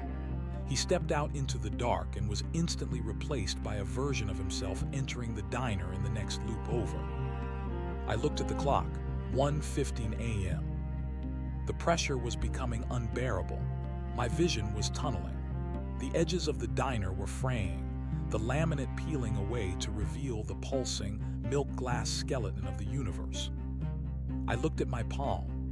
The zero-shaped scar was glowing. It wasn't a scar anymore, it was a lens. I realized then that I couldn't run from the software. I was the operating system. If I wanted to change the world, I had to change the way I perceived it. I stood up. The waitress remained frozen, a tear of grease hanging motionless from the edge of her spatula. I walked over to her and gently took the spatula from her hand. I laid it on the grill. If I was the architect, I would start small. I would rewrite the rules of this one room. I closed my eyes and didn't imagine a point. I didn't imagine a void. I imagined the smell of my mother's perfume. I imagined the weight of a dog I had when I was 10. I imagined the feeling of a sunburn after a day at the beach. I poured every ounce of my human memory into the room. I forced the milk glass to turn back into drywall. I forced the library to retreat behind the veil of the mundane. When I opened my eyes, the diner felt different. It was still 1:15 a.m., but the waitress blinked. She looked at the spatula on the grill, then at me. "You okay, honey? You look like you've seen a ghost." "I'm fine," I said. I think I'm ready for that coffee now." She poured the cup. The liquid was black and steaming. It didn't reflect a hallway. It reflected her tired, kind face. I sat back down. I had an hour and 45 minutes before the door opened again. I didn't know if I could win. I didn't know if the surveyors would let me keep this little bubble of reality.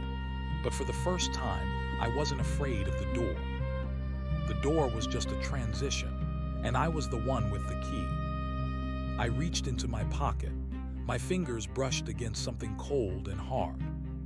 I pulled it out. It wasn't the iron key. It wasn't the milk glass key. It was a small brass key with a plastic tag attached to it. On the tag, in my father's handwriting, were 2 words: Room 303. I looked up at the clock. The second hand was moving smoothly now. but the red light of the neon sign outside was casting a shadow on the floor. The shadow didn't look like a chair or a table. It looked like a staircase leading down into the earth. I took a sip of my coffee. "Still 3 o'clock," I whispered. And for the first time in my life, I smiled. Because if it was always 3 o'clock, then I had all the time in the world to find the exit. I stood up, left a 20 on the table, and walked toward the back of the diner, toward the door marked private. I didn't need to check the time. I could feel the seam opening. I put the brass key into the lock. It turned with a satisfying, heavy click. I stepped through. The diner vanished. The city vanished. I was standing in a hallway. It was lined with doors, thousands of them, stretching in every direction. But I didn't look at the doors. I looked at the floor. There, sitting on the carpet, was a single white lily. I picked it up. It felt like velvet. It smelled like home. I began to walk. I wasn't the architect anymore. I was the inhabitant. And I was going to find the master bedroom. Behind me, the door to the diner closed. The clock on the wall of the silver spoon ticked. 3:00 a.m. The waitress looked at the empty booth. She saw the $20 bill. She saw the half-empty cup of coffee. She reached out to clear the table, but her hand stopped. There in the center of the table was a small, circular burn mark, shaped like a 0. She shivered, rubbed her knuckles, and looked at the clock. "Must be a draft," she muttered. She turned back to the grill, the sound of the world continuing in its messy, linear, beautiful way. But in the reflection of the window, just for a second, the neon sign didn't say Silver Spoon. It said Oak Haven. And then the sun began to rise. The hallway did not behave like the corridors of the library. It didn't smell of ancient parchment or the ozone of a collapsing star. It smelled of floor wax, cedarwood, and the faint, metallic tang of a radiator clicking in the cold. It was the smell of a house that had been lived in, then abandoned, then remembered with an intensity that bordered on physical assault. I walked, the white lily clutched in my hand like a talisman. The brass key felt warm in my pocket, pulsing against my thigh in time with my heartbeat. Every door I passed was numbered, but the numbers weren't sequential. They were dates. August 12, 1994.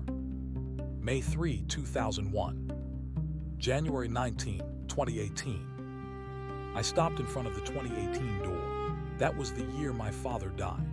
The year the house in Oak Haven supposedly burned to the ground. I reached for the handle, but my hand stopped an inch away. The wood was cold, not just chilly, but the kind of absolute zero that sucks the moisture from the air. I could hear something behind it, not screaming, but the sound of 1,000 pens scratching against paper, the sound of a record being written. "Don't look at the archives, Elias. They're just debris." The voice came from behind me. I spun around, expecting the man in the gray coat or the surveyor with his hard hat. Instead, I saw a boy. He couldn't have been more than 10 years old. He was wearing a striped t-shirt and grass-stained jeans. He was sitting on a trunk in the middle of the hallway, kicking his heels against the wood. Thump, thump, thump. He looked exactly like the school photos my mother used to keep on the mantelpiece. He was me, before the clock started stuttering. "You're the first observer," I said, the realization hitting me with the force of a physical blow. "The one who decided a door should be a door." The boy stopped kicking the trunk. He looked at me with eyes that were too old for his face, eyes that had seen the blueprint of the void and decided to color it in. "I just wanted a place to keep my toys," he said softly. "But then I realized that if you have a place for toys, you need a place for the shadows the toys cast. And if you have shadows, you need a sun. And if you have a sun, you need a sky. It got away from me, Elias. It always gets away."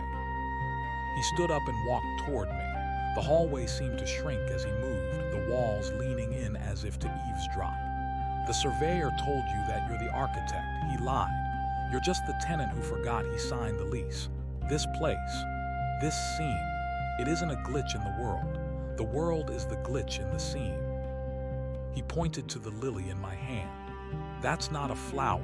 That's a coordinate. It's the only thing in this whole hallway that isn't made of memory. He gave it to you because it's the only way to find the center. Why are you helping me? I asked. If you're the one who started this, don't you want me to stay, to keep the loop going? The boy smiled, and for a second his face flickered. I saw the milk glass skeleton beneath his skin, the hexagonal grid of his teeth. I'm tired, Elias. I've been 10 years old for an eternity. I've watched you walk through that diner a billion times. I've watched our father burn that house in every possible timeline. I want to see what happens when the clock hits 3:01. He stepped aside, gesturing toward the end of the hallway. The darkness there wasn't black. It was a shimmering, translucent gray, like the surface of a mirror seen from the back. The master bedroom, the boy whispered. Room 303. Use the key. But remember, once you enter, you can't come back to the hallway. You can't come back to the diner. You'll be in the engine room. I nodded, my throat tight. I began to walk past him. As I did, he reached out and touched my arm. His fingers were like ice, but his grip was firm. One more thing, he said. When you meet him, don't look at his hands. If you look at his hands, you'll see how the stitches are tied. And if you see the stitches, you'll never be able to believe in the lie again. I left him there, a small, lonely figure in a striped shirt, waiting for a childhood that would never resume. I reached the end of the hallway. There was no door here, just a frame of white light carved into the gray mist. I took the brass key from my pocket.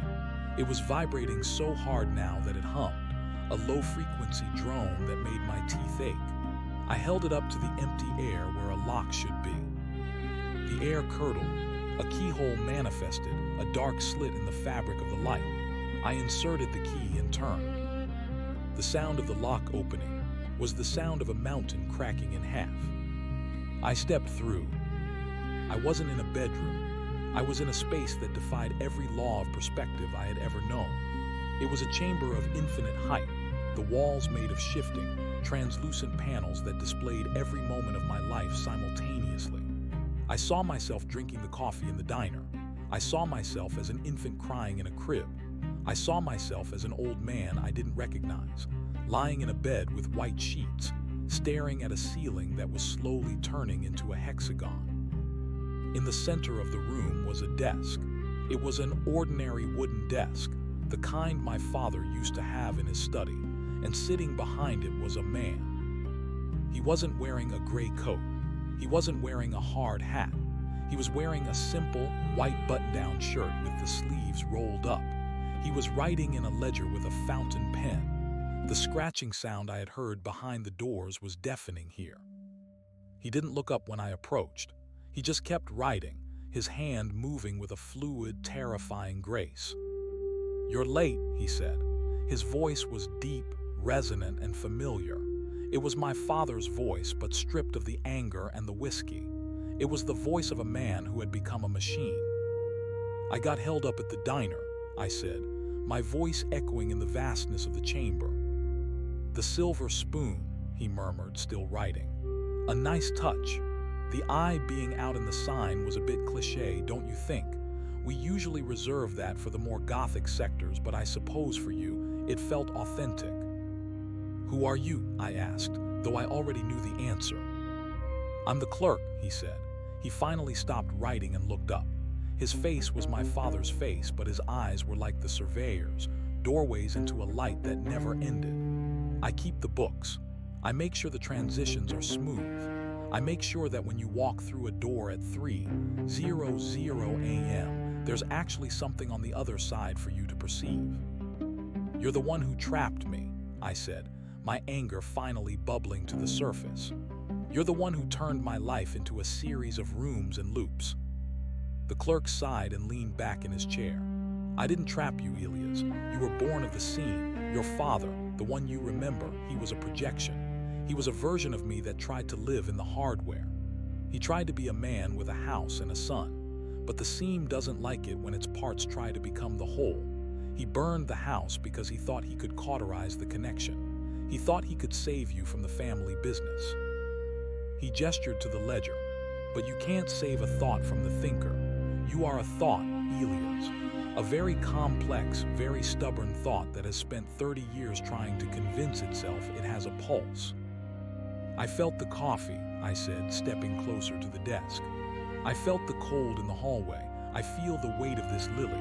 If I'm a thought, why does it hurt so much? Because the best fictions are the ones that hurt, the clerk said. He stood up. He was taller than he looked sitting down, impossibly tall. His head seemed to touch the shifting panels of the ceiling. The pain is the anchor. If you didn't hurt, you drift away into the white space between the pages. We give you the 3:00 a.m. door because you need a boundary. You need to know where the dream ends so you can believe the rest of it is real. I looked at the lily in my hand. It was starting to wilt. The edges of the petals were turning brown, curling into the shape of the hexagonal grid. What happens if I stay? I asked. What happens if I refuse to go back through the door? The clerk walked around the desk. He didn't walk so much as move through the space, his body blurring at the edges. If you stay, the diner disappears. The city disappears. The woman in the cafe, the trucker in the diner, the dog you remember, they all cease to exist. Because they only exist because you observe them. You are the lens, Elias. If the lens stays here, the movie stops. He reached out a hand. I remembered what the boy said. Don't look at his hands. But I couldn't help it, I looked. His hands weren't made of flesh. They were made of millions of tiny, interlocking gears and threads of light. I could see the stitches, the way his fingers were tied to the air around them, the way his movements were dictated by invisible strings that reached up into the infinite gray. He wasn't the master. He was just a more complex puppet. The sight of it broke something inside me. The last thread of my human lie snapped. I saw the diner for what it was, a set piece. I saw the cafe for what it was, a memory of a memory.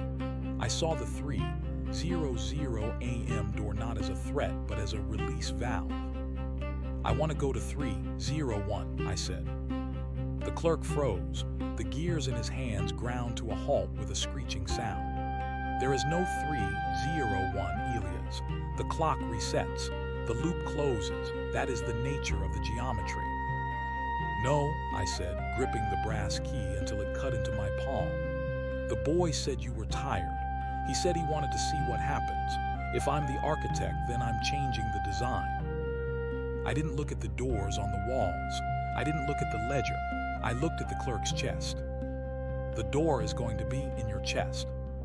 I realized then that the brass key wasn't for a room. It was for me. I took the key and I didn't hesitate.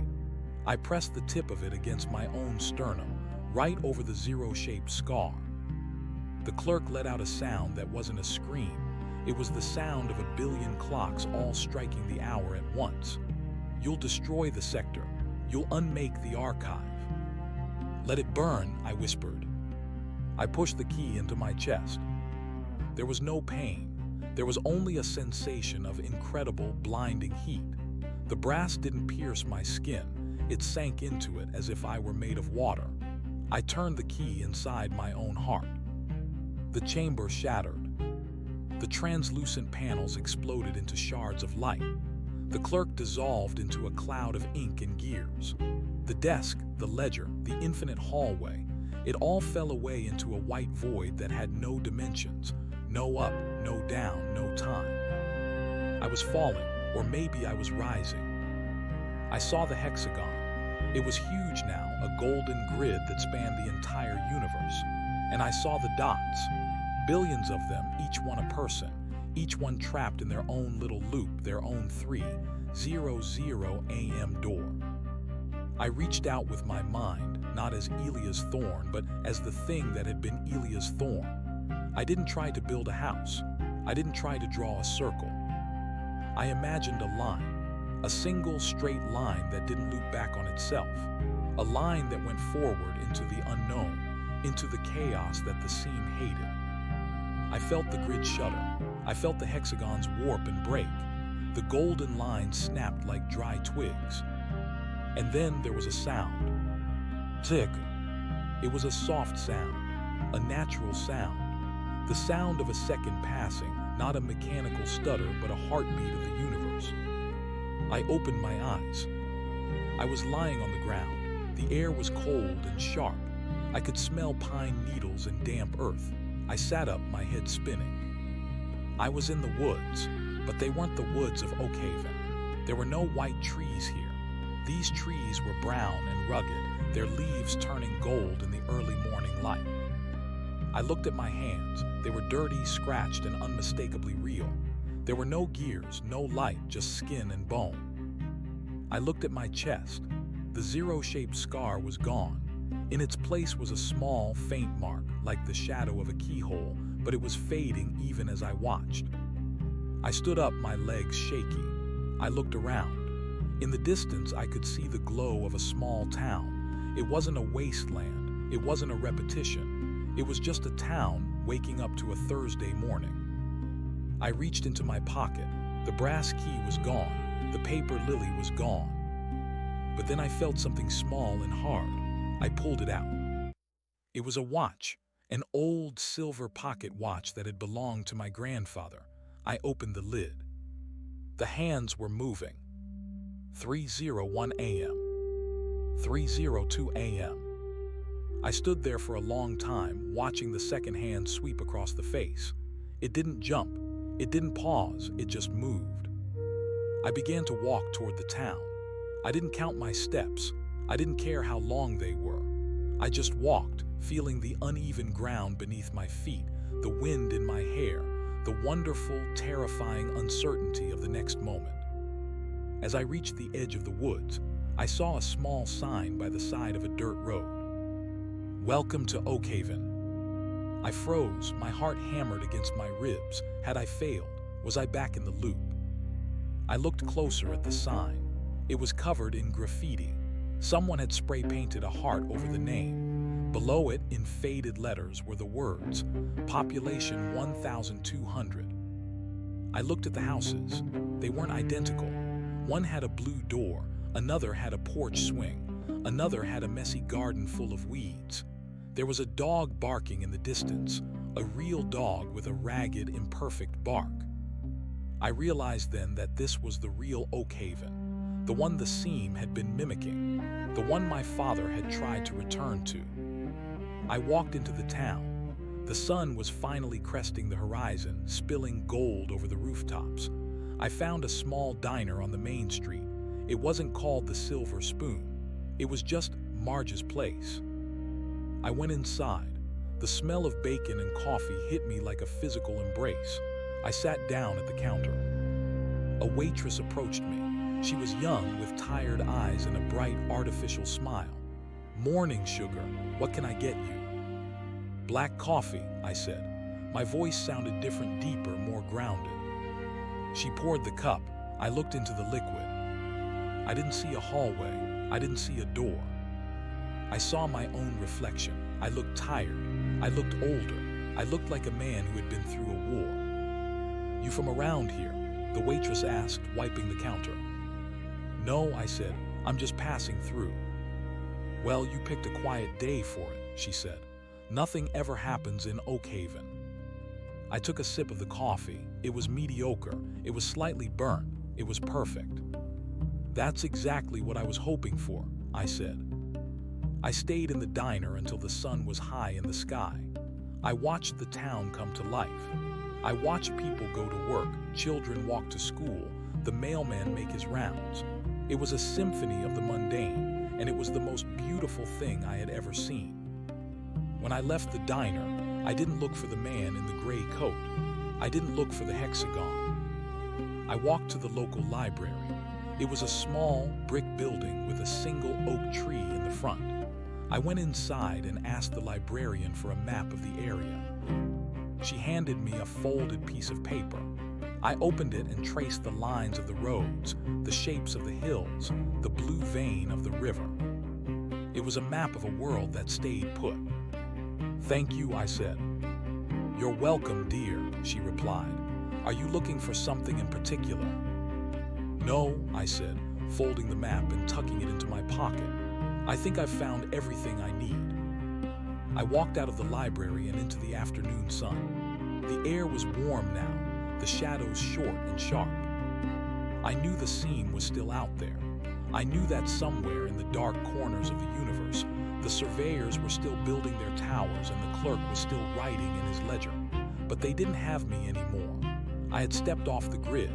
I had found the 301. I started walking toward the edge of town, toward the highway that led to the rest of the world. I didn't know where I was going. I didn't know what I would do for money or food or a place to sleep. But as I walked, I felt a weight in my other pocket. I reached in and pulled out a small, crumpled piece of paper. I unfolded it. It was a drawing, a child's drawing of a house. It had 4 windows, a chimney with a curl of smoke, and a bright red door. And on the back, in a child's messy scrawl, were 3 words: "Keep it unlocked." I smiled and tucked the drawing back into my pocket. The clock in the town square struck noon. I kept walking. Each step was mine, each breath was mine. The door was closed, the world was open. And for the first time in my life, I wasn't waiting for 3 o'clock. I was just living. The highway stretched out before me like a gray ribbon of possibility, unspooled from a spool that had no end and no beginning. It was an ordinary road, cracked in places where the persistent roots of weeds had forced their way through the asphalt, smelling of sun-baked tar and the distant scent of rain. I walked along the shoulder, the grit of the earth crunching beneath my boots, a sound so rhythmic and grounded that it felt like a secular prayer. Every mile I put between myself and the town of Oakhaven felt like a layer of static being peeled away from my skin. I was no longer a coordinate. I was no longer a thought in a ledger. I was a man with a shadow that stretched long and thin toward the ditch, a shadow that didn't flicker or reveal a hexagonal grid when the light hit it at a certain angle. About 4 miles out, a rusted pickup truck slowed down as it approached. It was a deep, bruised purple, the paint peeling away in flakes that looked like dried scabs. The driver, a man with a face like a topographical map and a trucker's cap pulled low over his eyes, leaned out the window. "Need a lift, son?" he asked. His voice was gravelly, worn down by years of cheap tobacco and silence. I hesitated. My instinct, honed by the cyclical horrors of the scene, was to look for the catch. I looked at his hands on the steering wheel. They were thick, calloused, with grease under the fingernails and a faded tattoo of an anchor on the webbing of his thumb. They were just hands, no gears, no stitches, no invisible strings pulling his fingers into the shape of a greeting. "Where are you headed?" I asked. "East," he said, spitting a stream of tobacco juice into a plastic cup. "As far as the gas takes me, maybe as far as the coast if the alternator holds up." "East sounds good," I said. I climbed into the cab. The interior smelled of old upholstery, peppermint, and diesel. It was a cramped, messy space, filled with the debris of a life lived in motion, crumpled fast food bags, a stack of road maps that had been folded and refolded until they were soft as cloth, and a small hula girl on the dashboard whose spring-mounted hips swayed with the vibrations of the engine. The driver shifted into gear, and we merged back onto the highway. He didn't ask for my name, and I didn't ask for his. We sat in a comfortable silence, the kind that exists between 2 people who understand that the destination is less important than the distance being traveled. "You look like you've seen a ghost," the man said after a few miles, his eyes fixed on the road. "Something like that," I replied. "I think I just spent a long time in a place that didn't want me to leave." He nodded slowly. "Know the feeling. My ex-wife's house in Scranton was like that. Every time I tried to walk out the door, the porch steps seemed to grow an extra foot. Took a literal act of God and a moving van to get me clear of that zip code." I smiled. It was a small, fragile thing, but it felt real. He was talking about a messy divorce, a human struggle, a bit of domestic gravity. It was so far removed from the metaphysical architecture of the clerk and the surveyor that it felt like a benediction. As the sun began to dip toward the horizon, painting the sky in bruises of violet and orange, I leaned my head against the cool glass of the window. I watched the telephone poles flash by, a line of wooden crosses marching into the dusk. In the scene, the poles would have been perfectly spaced, their wires humming with a frequency that vibrated in the back of your skull. Here, they were leaning at odd angles, some of them scarred by lightning, the wires sagging under the weight of resting crows. "You ever think about time?" I asked suddenly. The driver glanced at me, one eyebrow arched. "Only when I'm late for a delivery or when I'm waiting for the coffee to brew." "Why?" I spent a lot of time at 3:00 a.m., I said. It felt like the world stopped there, like it was the only hour that mattered. 3:00 a.m., the man mused, tapping his fingers on the wheel. "That's the dead hour, the hour of the wolf, they call it. It's when the bars are closed but the sun ain't up yet. It's a lonely time, son. Best spent sleeping if you can help it. But once the clock hits 4, the bakeries start opening. You get that first crack of light and the world starts to make sense again." "I'm looking forward to 4:00 a.m., I whispered. We pulled into a truck stop around 9 that night. The neon sign buzzed with a frantic, electric energy, casting a pink glow over the rows of idling rigs. It was a cathedral of the transient, a place where people paused to refuel their bodies and their machines before disappearing back into the dark. I stepped out of the truck, my joints stiff from the ride. The air was colder now, smelling of exhaust and fried onions. The driver clapped me on the shoulder. "This is as far as I go tonight," he said. "Gonna catch some shut-eye in the back. There's a bus station about a mile down the road if you're looking to keep moving." "Thanks for the lift," I said. "I appreciate it more than you know." He tipped his cap and climbed into the sleeper cab. I stood in the parking lot for a moment, watching the headlights of the passing cars on the interstate. They looked like shooting stars, brief flashes of light in a vast, indifferent dark. I walked toward the diner attached to the truck stop. It was brightly lit, the windows fogged with steam. Inside, the atmosphere was thick with the low hum of conversation and the clatter of silverware. I found a stool at the far end of the counter, near a rack of travel brochures. I ordered a slice of apple pie and a glass of milk. As I waited, I pulled out the child's drawing I had found in my pocket. The red door, keep it unlocked. I looked at the drawing, and for the first time, I didn't see it as a message from the boy in the striped shirt. I saw it as a message from myself. The boy was a part of me, the part that had been trapped in the trauma of the fire, the part that had built the seam as a way to process a grief that was too large for a 10-year-old heart to hold. The clerk, the surveyor, the diner, they were all projections of a mind trying to find order in the chaos of a house burning down. My father hadn't been a monster, and he hadn't been a machine. He was just a man who had lost his way, and in my memory, I had turned his failure into a cosmic conspiracy. The seam was the architecture of my own haunting. I took a bite of the pie. It was sweet, tart, and slightly mushy. It was the taste of a world that didn't have to be perfect to be true. A man sat down on the stool next to me. He was wearing a worn denim jacket and had a backpack slumped at his feet. He looked like a student, or maybe a drifter, his hair a wild tangle of curls. "Rough night?" he asked, nodding toward my disheveled appearance. "Long night," I said, "but the morning's looking better." He grinned, revealing a chipped front tooth. "I hear that. I just came from the city. Everything's too fast there, you know. Everyone's trying to get somewhere, but nobody knows why. I'm heading to the mountains. Gonna see if the trees have any better ideas." "The trees are a good start," I said. "Just make sure they're the right kind. The ones that grow from the dirt, not the ones that grow from the shadows." He laughed, a bright, easy sound.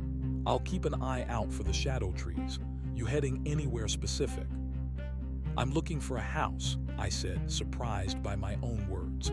"Not a memory of one, a real one.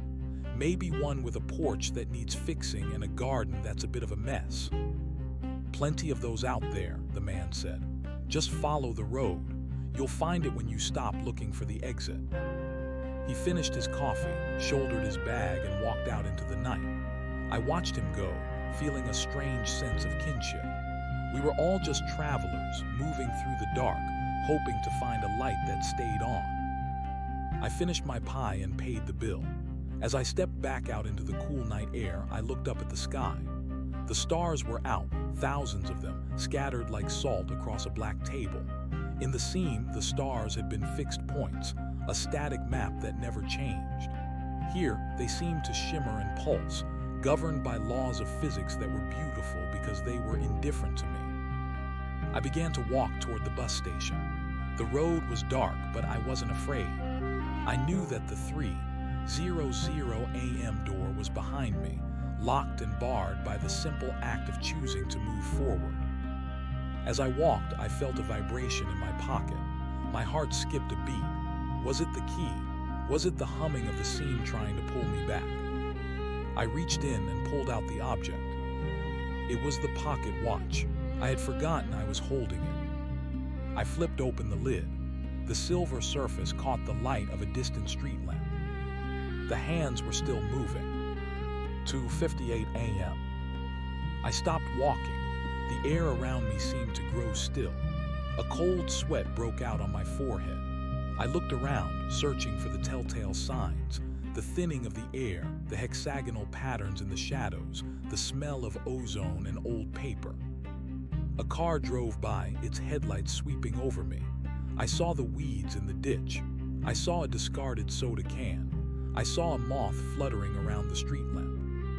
2:59 a.m. I gripped the watch so hard the metal bit into my palm. I closed my eyes. I am real. This road is real. The pie was real. The man in the truck was real. I waited. I counted the heartbeats in my own chest. 1, 2, 3. The world was silent. The only sound was the distant rumble of the interstate and the wind sighing through the trees. 3:00 a.m. I held my breath. I waited for the click. I waited for the door to manifest in the middle of the road. I waited for the clerk to step out of the dark and tell me the ledger was still open. Nothing happened. The shadows remained shadows. The road remained a road. The air remained cold and sweet with the scent of damp earth. I looked at the watch. The second hand swept past the 12. 3:01 a.m. A sob escaped my throat, a jagged, messy sound of pure, unadulterated relief. I slumped against a fence post, my knees shaking. I stared at the watch as if it were a holy relic. 3:01. The minute that didn't exist. The minute that had been stolen from me for an eternity. It was here. It was happening. Time was flowing, a river that had finally broken through the dam of my own making. I stayed there for a long time, watching the minutes tick by. 3:02, 3:05, 3:10. Each one felt like a gift, a fresh page in a book that I was finally allowed to write. By the time I reached the bus station, the sky in the east was beginning to turn a pale, watery blue. The station was a small, concrete building with a single bench and a flickering neon sign that said "Open." I went inside and bought a ticket. "Where to?" the woman behind the glass asked. She was older, with silver hair and a sweater that smelled of lavender. "As far as this will take me," I said, handing her the last of the crumpled bills I had found in my jacket, bills that, for some reason, the seam had allowed to remain real. She handed me a ticket for a bus leaving at 4:30 a.m. I sat on the bench and waited. I watched the clock on the wall. It was a round, plastic clock with a cracked face. It ticked with a steady, reassuring thrum. Outside, the world was waking up. I saw a milk truck drive by. I saw a man in a tracksuit jogging down the sidewalk. I saw a cat sit on a fence and wash its paws. It was the most mundane, beautiful morning in the history of the world. When the bus arrived, it was a giant, silver beast that hissed as it came to a stop. I climbed aboard and found a seat by the window. There were only a few other passengers, an elderly couple sleeping with their heads together, and a young woman reading a book by the dim overhead light. As the bus pulled out of the station and headed toward the highway, I looked back at the town of Oakhaven. It was shrinking in the distance, a cluster of lights against the darkness of the hills. I knew I would never go back. I knew that the house my father burned was gone, and the boy I used to be was finally at peace, playing with his toys in a place where the shadows didn't have to be managed. The bus picked up speed, the engine a low, steady roar that lulled me toward sleep. I leaned my head against the seat and closed my eyes. I wasn't dreaming of hallways. I wasn't dreaming of keys. I was dreaming of a road that went on forever, under a sky that didn't have a ceiling. I drifted off to sleep, and for the first time in my life, I didn't wake up at 3:00 a.m. I woke up at 7:50, with the sun streaming through the window, warm and bright and utterly, gloriously indifferent. I looked out at the passing landscape. We were in the mountains now, the peaks jagged and white against the blue sky. The world was vast. The world was messy. The world was terrifyingly, wonderfully real. I reached into my pocket and touched the child's drawing one last time. Then I let it go. I didn't need the map anymore. I was already home. The bus hummed, a low-frequency vibration that rattled the loose change in my pockets and the bones in my jaw. It was a grounding sensation. In the seam, everything had felt too smooth, as if reality had been sanded down by a carpenter who feared splinters. Here, there were rattles. There was the smell of stale coffee and the faint, chemical tang of the blue liquid in the onboard restroom. There was the snoring of the man 3 rows back, a wet, rhythmic sound that spoke of a deviated septum and a life of hard labor. I watched the geography change. The lush, deceptive green of the valley where Oakhaven sat gave way to the rugged, honest gray of the high mountain passes. The pine trees here were stunted by the wind, their branches twisting away from the prevailing gusts like dancers caught in mid-motion. They didn't look like the perfect, symmetrical silhouettes the clerk might have drawn. They looked like survivors. We pulled into a small depot in a town called Miller's Creek around noon. It wasn't much more than a wide spot in the road, a collection of timber-framed buildings clinging to the side of a granite slope. The air here was thin and sharp, tasting of snow and wood smoke. 30-minute rest stop, the driver announced over the crackling intercom. Check your tickets. We head out at 12:35 sharp. I stepped off the bus, my legs feeling heavy and foreign. I walked toward a small general store that shared a wall with the bus depot. Above the door, a wind chime made of old silverware tinkled in the breeze. I went inside, the bell above the door announcing my arrival with a cheerful, brassy ring. The store was a labyrinth of shelves stocked with everything from fan belts to jars of local honey. An old woman sat behind the counter, knitting something long and mustard-colored. She didn't look up when I approached. "Can I help you find something, sugar?" she asked, her needles clicking like a frantic clock. "Just looking," I said. My voice felt rusty. I wandered the aisles, my fingers trailing over the labels. I bought a bottle of water and a map of the state, not a folded piece of library paper this time, but a thick, glossy atlas that felt substantial in my hands. I also picked up a small pocket knife with a wooden handle and a pair of wool socks. These were the tools of a person who intended to stay in the world. As I reached the counter to pay, my eyes snagged on a small display of postcards near the register. They were faded, the colors bled out by years of fluorescent light. One caught my eye, a photograph of a lake so still it looked like a sheet of black glass, surrounded by white-capped peaks. On the bottom, in simple white lettering, it said, "Silver Lake, where the silence is real." I added the postcard to my pile. "Headed up to the lake?" the woman asked, finally looking up. Her eyes were a piercing, intelligent blue, set in a face that looked like it had been carved from a peach pit. "Maybe," I said. "Is it far?" 2 hours by the local shuttle," she said, bagging my items. Or a long day's walk if you've got the constitution for it. It's quiet up there this time of year. Most of the tourists head south before the first frost. Quiet sounds good, I said. It can be, she agreed, handing me my change. But mind you don't get lost in your own head. The mountains have a way of echoing back whatever you bring into them. I thanked her and stepped back out into the sun. I had an hour before the bus left, but as I looked at the road winding further up into the peaks, I felt a sudden, sharp aversion to being confined in a metal tube again. The bus was a transition, a bridge between the nightmare and the waking world, but I was awake now. I didn't need a bridge, I needed to walk. I slung my small plastic bag of supplies over my shoulder and started walking toward the northern edge of town. The road climbed steeply. Within 20 minutes, the sound of the bus idling at the depot had faded, replaced by the rush of a nearby stream and the occasional cry of a hawk circling high above. My lungs burned with the effort of the ascent, a clean, sharp pain that made me feel intensely alive.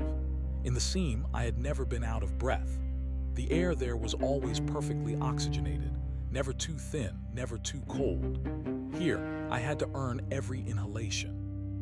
I walked for hours. The sun began its slow descent, casting long, dramatic shadows across the road. I found myself watching them closely, waiting for the flicker, for the grid, for the moment where the light would reveal the lie. But the shadows remained stubbornly organic. They pooled in the hollows of the rocks and stretched across the asphalt, following the laws of optics without hesitation. As dusk began to settle, I reached a trailhead marked by a weathered wooden sign, Silver Lake 4 miles. I turned off the paved road and onto the dirt path. The ground was cushioned by a thick layer of pine needles, muffling my footsteps. The forest closed in around me, a cathedral of cedar and fir. It was darker here, the light filtered through the canopy in dusty shafts of amber. I felt a prickle of unease. It was the time of day when the boundaries between things began to blur. In my old life, this was the hour the dread would begin to pool in the pit of my stomach, the countdown to 3:00 a.m. beginning in earnest. I stopped and sat on a fallen log. I pulled the pocket watch out. 5:42 p.m. I looked at the watch, then at the forest around me. I realized I was still carrying the weight of the seam like a phantom limb. I was waiting for the world to break because that was the only world I knew. I was a prisoner who had been released but kept returning to the spot where the walls used to be. I looked at the silver watch. It was a beautiful object, heavy and cold. It was also a tether. It was the one thing I had brought out of that other place, a piece of the clerk's logic that I was still clutching. I stood up and walked toward the edge of the trail, where the ground dropped away into a steep, rocky ravine. Below, I could hear the roar of the mountain stream, invisible in the deepening gloom. I held the watch out over the edge. My thumb traced the engraving on the back, the intricate, meaningless swirls that I had once thought were a code. "I'm not waiting anymore," I whispered. I opened my hand. The watch vanished into the shadows. A second later, I heard a faint asterisk clink as it struck a rock, followed by a soft splash. Then nothing but the sound of the water. I stood there for a long time, my hand still open, feeling the sudden lightness in my pocket. The silence of the forest rushed in to fill the space where the ticking had been. It wasn't the dead, oppressive silence of the scene. It was a living silence, filled with the rustle of small animals and the creak of swaying trees. I continued up the trail. My pace was slower now, more deliberate. I wasn't running away from anything. I was just moving toward the lake. The moon rose, a pale sliver of silver that provided just enough light to see the path. I didn't use a flashlight. I wanted to see the world as it was, even the parts that were hidden in the dark. I wanted to trust my eyes again.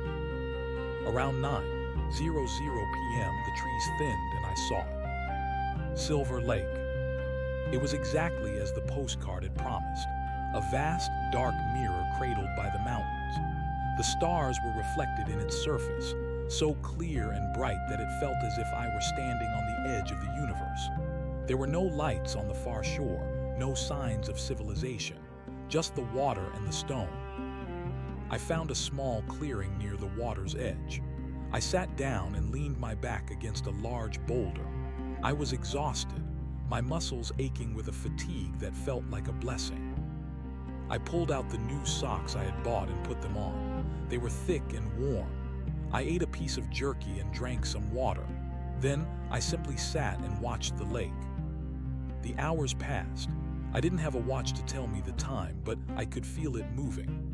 I watched the constellation of Orion climb higher in the sky.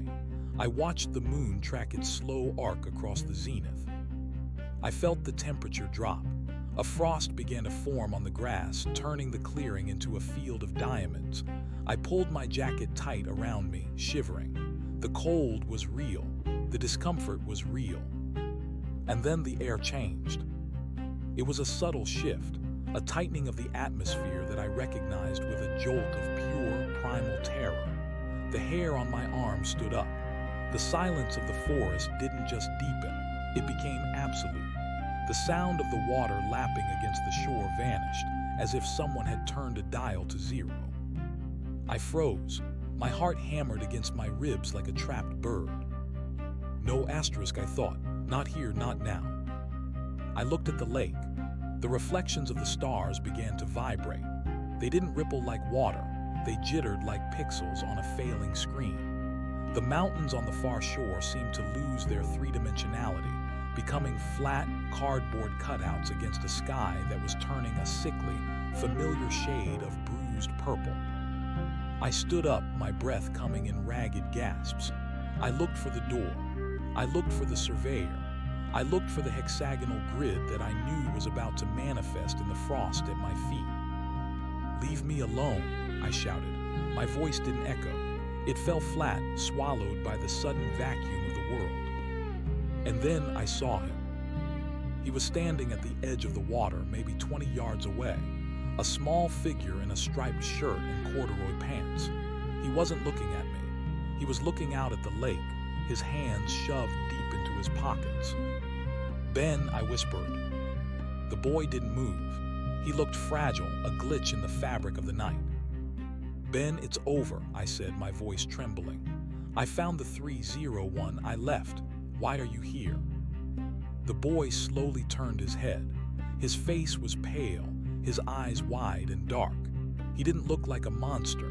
He looked like a child who had been waiting for a long time in a place where the clocks didn't work. He pointed toward the center of the lake. I looked. There, rising out of the black water, was a tower. It wasn't a surveyor's tower. It was a chimney, a brick chimney, identical to the one in the drawing, with a thin curl of smoke rising from it. It stood alone in the middle of the lake, a jagged finger of masonry pointing at the stars. The water around the chimney began to glow. A soft, red light emanated from beneath the surface, spreading outward in concentric circles. The door, I realized. The red door wasn't in a house, it was under the water. The boy started walking toward the lake. He didn't hesitate.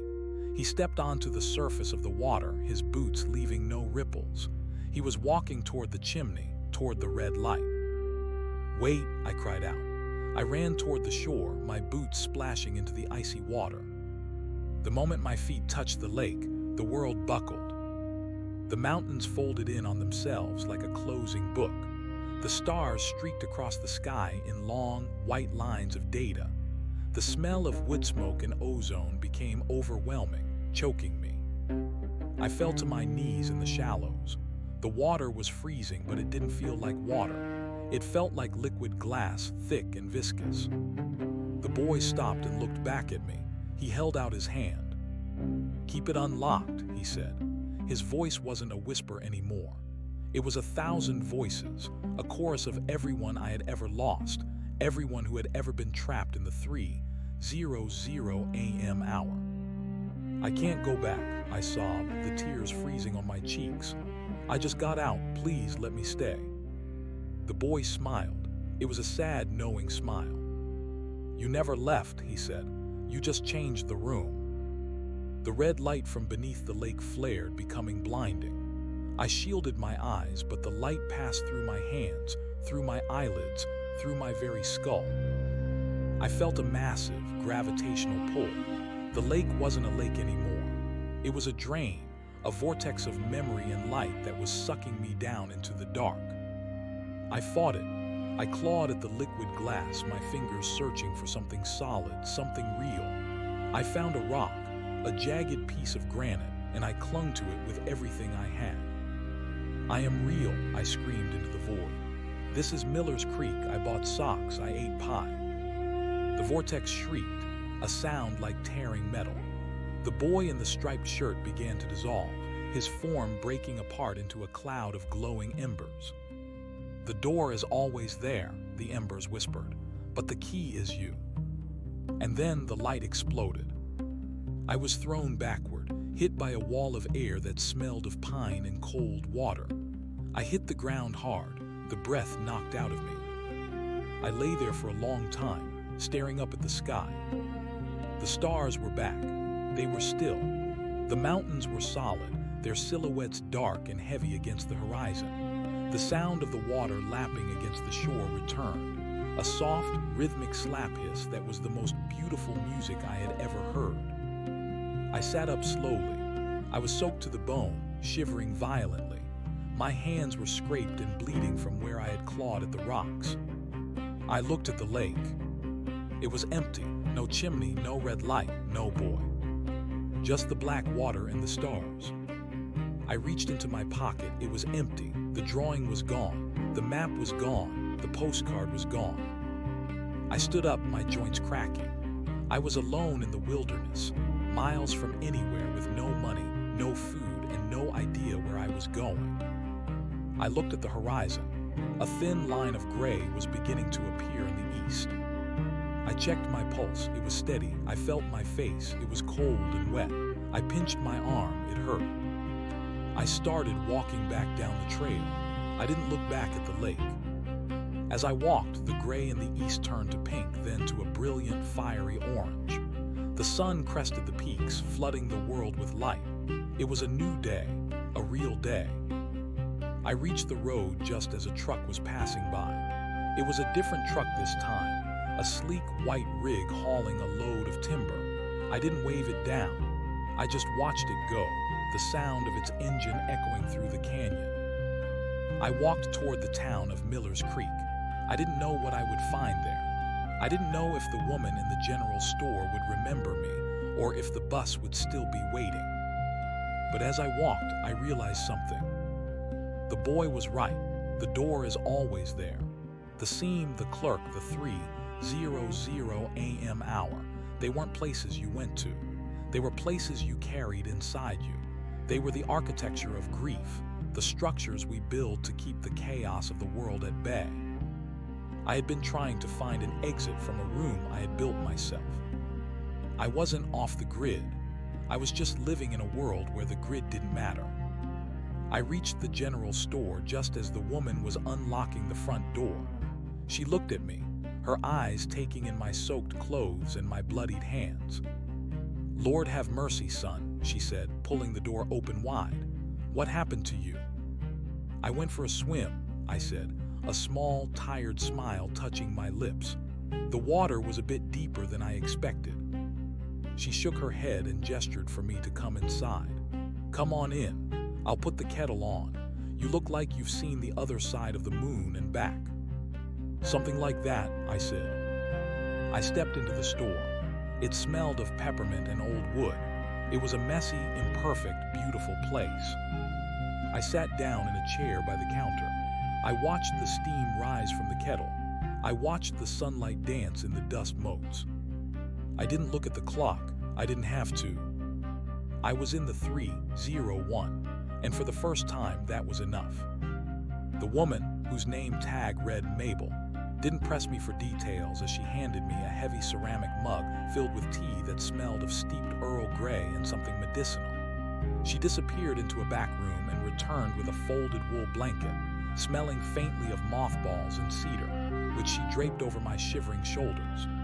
I sat there, the heat from the mug seeping into my palms, watching the way the morning light caught the uneven grain of the floorboards. In the scene, the light had been a flat, mathematical constant. Here, it danced, refracted by the old glass of the storefront, shimmering with the chaotic beauty of particles in motion. "You're the one who bought the map yesterday," she said, leaning against the counter. Her knitting needles were silent now, tucked into a basket of mustard-colored yarn. "I figured you'd be halfway to the coast by now on that bus." "I decided to walk," I said, my voice sounding steadier than I felt. "I wanted to see the lake." Mabel studied me for a long moment. Those piercing blue eyes seemed to look through the salt crust on my skin and the exhaustion in my marrow. "And, was the silence real enough for you?" "It was," I replied, "but the lake, it's different than the postcard." She gave a slow, knowing nod. "Most things are. People go up there looking for a mirror, but sometimes the mirror shows you things you didn't pack in your rucksack. The mountains don't keep secrets, sugar. They just wait for you to stop talking long enough to hear your own." I took a sip of the tea. It was bitter and hot, grounding me in the physical reality of the moment. I thought about the chimney rising from the black water, the boy in the striped shirt, and the way the stars had turned into streaks of white data. It felt like a fever dream, a final convulsion of a dying hallucination. But the scratches on my hands were stinging, and the dampness of my jeans was a heavy, cold weight. These were the receipts of my experience. "I lost my things," I said. "The map, the pocket knife, everything." "Things can be replaced," Mabel said. "It's the parts of yourself you leave behind that are hard to inventory. You look like you dropped a heavy load up there, son. Don't go picking it back up just because your shoulders feel light." I stayed in the store for an hour, letting the warmth of the space thaw the chill in my bones. I watched the town wake up. A man in a flannel jacket came in to buy a newspaper and a tin of tobacco. A young woman with a toddler stopped by for milk. They moved with a casual, unhurried grace that felt miraculous to me. They weren't actors in a simulation. They were people with histories, with breakfast plans and dental appointments and secret heartaches. They existed in the messy, linear flow of time, moving toward an uncertain future. When I finally stood up to leave, my legs felt stronger. The phantom ticking that had lived in my inner ear for years was gone, replaced by the ambient hum of the refrigerator and the distant sound of a chainsaw echoing from the woods. "Where to now?" Mabel asked as I folded the blanket. "I don't know," I admitted. "Somewhere with a phone, maybe. I think I have some calls to make, people who might be wondering where I went." "The depot has a payphone. Still works mostly," she said. She reached under the counter and pulled out a small, weathered compass on a leather cord. She slid it across the wood toward me. "Take this. It's not a map, but it'll tell you which way is north. Sometimes that's all a man needs to know." I touched the cool metal of the compass. "I can't pay for this." "Consider it a trade for the story you didn't tell me," she said with a wink. "Go on now. The 10:15 is headed west. It's a good direction for starting over." I thanked her and stepped out into the crisp autumn air. The town of Miller's Creek felt different in the full light of day, less like a refuge and more like a starting line. I walked to the depot, my boots crunching on the gravel. The payphone was tucked into a wooden alcove near the ticket window. I stared at it for a long time. I didn't have any coins, and I wasn't sure I remembered any numbers. In the scene, memory had been a curated thing, a collection of snapshots that didn't always connect. I picked up the receiver. The dial tone was a low, steady drone, the sound of a world waiting to be connected. I closed my eyes and let my fingers hover over the buttons. A number surfaced from the depths of my mind, unbidden but clear. My sister's number. I hadn't spoken to her in 3 years, not since the night the door first stayed open past 3:00 a.m. I dropped the receiver back onto the hook. Not yet. I wasn't ready to explain the silence or the clerk or the way the world had turned into a grid. I needed to be a person first. I needed to find a place where the clocks were just clocks. The bus arrived at 10:10. It was a different driver, a younger man with a bored expression and a radio playing classic rock. I boarded without a ticket, handing him the last of the crumpled bills I found tucked into the lining of my jacket, money I didn't remember having. He didn't ask questions. He just gave me a yellow slip of paper and pointed toward the back. I found a seat by the window. As the bus pulled away from the depot, I looked back at the general store. Mabel was standing on the porch, a tiny figure against the backdrop of the granite slope. She didn't wave, but I felt her gaze until the road curved and the town vanished behind a screen of pines. We climbed higher into the pass.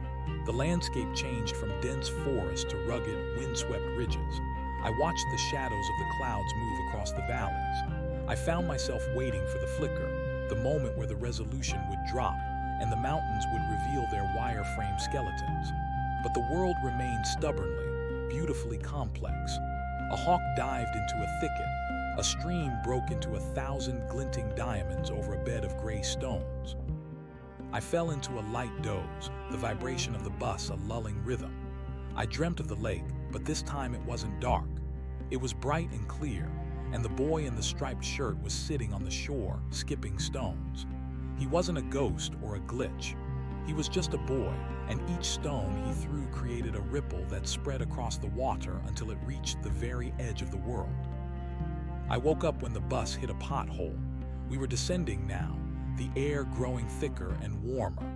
The mountains were receding into the distance, turning into blue-gray silhouettes against the horizon. "Next stop, Oak Haven," the driver announced. I looked at the compass Mabel had given me. The needle swung freely, settling on north. I realized I was traveling south. I wasn't following the needle. I was using it to know where I was in relation to the rest of the world. It was a tether to reality, a way to measure the distance I was putting between myself and the 3:00 a.m. hour. Oak Haven was a larger town, a hub of activity with a bustling main street and a park filled with children playing. I stepped off the bus and felt a sudden wave of vertigo. There were so many people, so many lives intersecting in a chaotic, unplanned dance. It was overwhelming after the sterile solitude of the scene. I walked toward a small library near the center of town. I needed a place of quiet, a place where knowledge was organized and preserved. The interior of the library was cool and smelled of old paper and floor wax. I found a chair in a secluded corner near the history section and sat down. I stayed there for hours reading, not about maps or clocks, but about the world. I read about the migration of birds, the life cycle of stars, the rise and fall of civilizations. I read about the way the human brain processes grief and the way memory can be both a sanctuary and a prison. I was repopulating my mind, replacing the clerk's logic with the messy, contradictory truths of existence. As evening approached, I found myself drawn to a small display of local art near the circulation desk. There were paintings of the mountains, photographs of the valley, and a collection of charcoal sketches by a local student. One sketch caught my eye. It was a drawing of an old house, its windows dark, a single tree standing guard in the yard. I looked at the date on the bottom of the sketch, October 14th. I realized I didn't know what the date was. I didn't know how long I had been gone. In the scene, dates were irrelevant. There was only the hour. I walked up to the librarian, a middle-aged woman with glasses perched on the tip of her nose.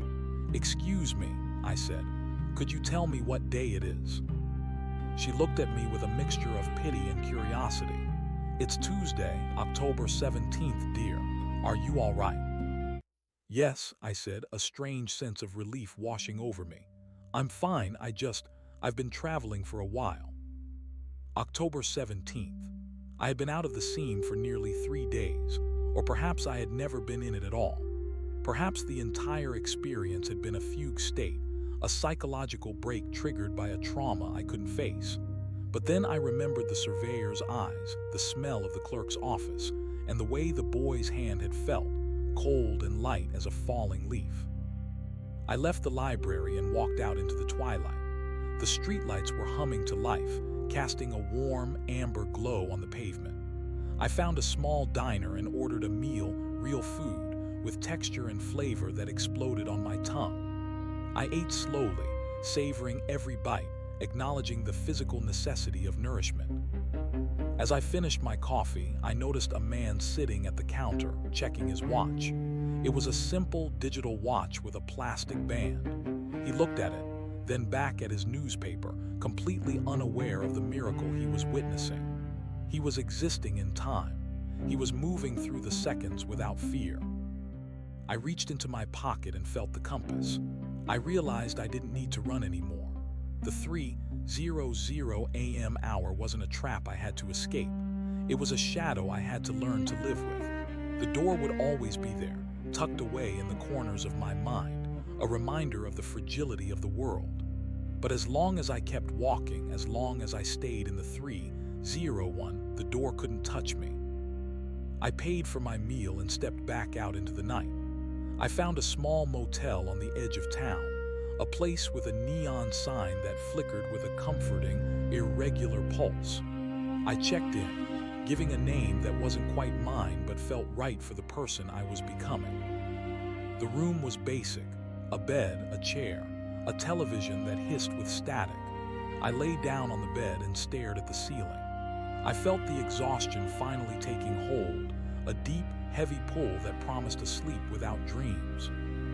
I didn't set an alarm. I didn't look at the clock on the bedside table. I simply closed my eyes and let the darkness take me. I woke up to the sound of birds chirping outside the window. The room was flooded with the pale, gray light of dawn. I sat up and looked at the clock. 6:45 a.m. I had slept through the hour. I had passed through the 3:00 a.m. threshold without even noticing. The world was still there. The walls were solid. The air was filled with the mundane sounds of a Tuesday morning. I got out of bed and walked to the window. Outside, the world was waking up. A dog was barking in a nearby yard. A car was warming up in the driveway next door. It was all so normal, so wonderfully, painfully normal. I stayed in Oakhaven for a week.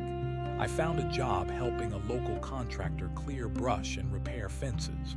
The physical labor was grueling, but it felt good to use my body, to feel the strain of muscles and the sting of sweat. I was building something real, something that would last longer than a glitch in the system. I didn't talk much, but I listened. I listened to the stories of the men I worked with, stories of ex-wives and broken trucks and dreams of moving to the city. They were the stories of the 3:01. They were the narratives that kept the world turning.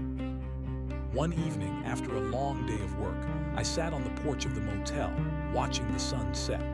I pulled the compass out of my pocket and watched the needle dance. I thought about the clerk and the surveyor. I wondered if they were still there, in that gray, half-lit world, waiting for the next person to lose their way.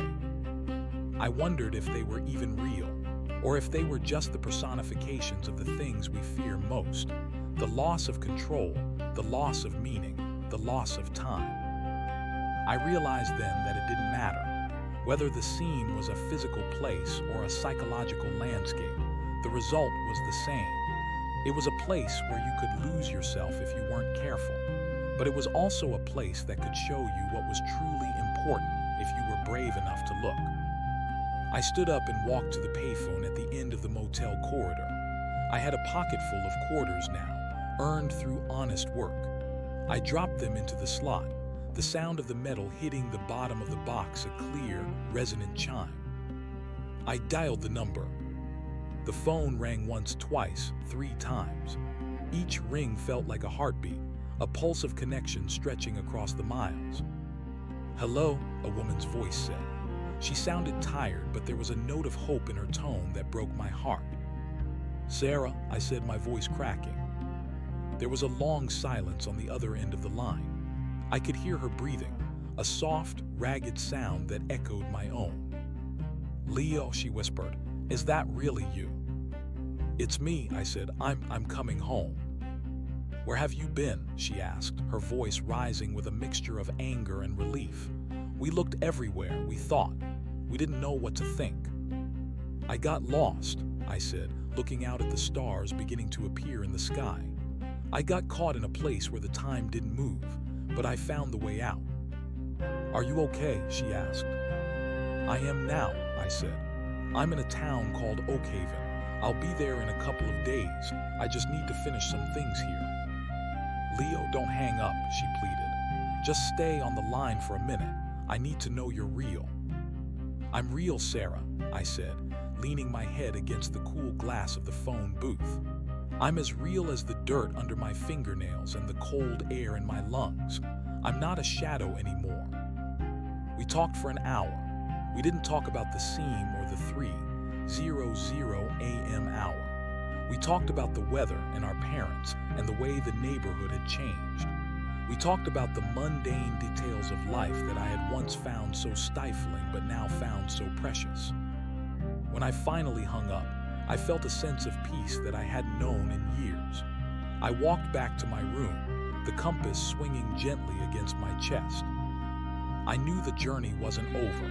The 3:00 a.m. hour would always be there, waiting in the shadows of my mind. There would be nights when the silence would feel too heavy, when the world would seem too thin, when I would look for the grid in the darkness.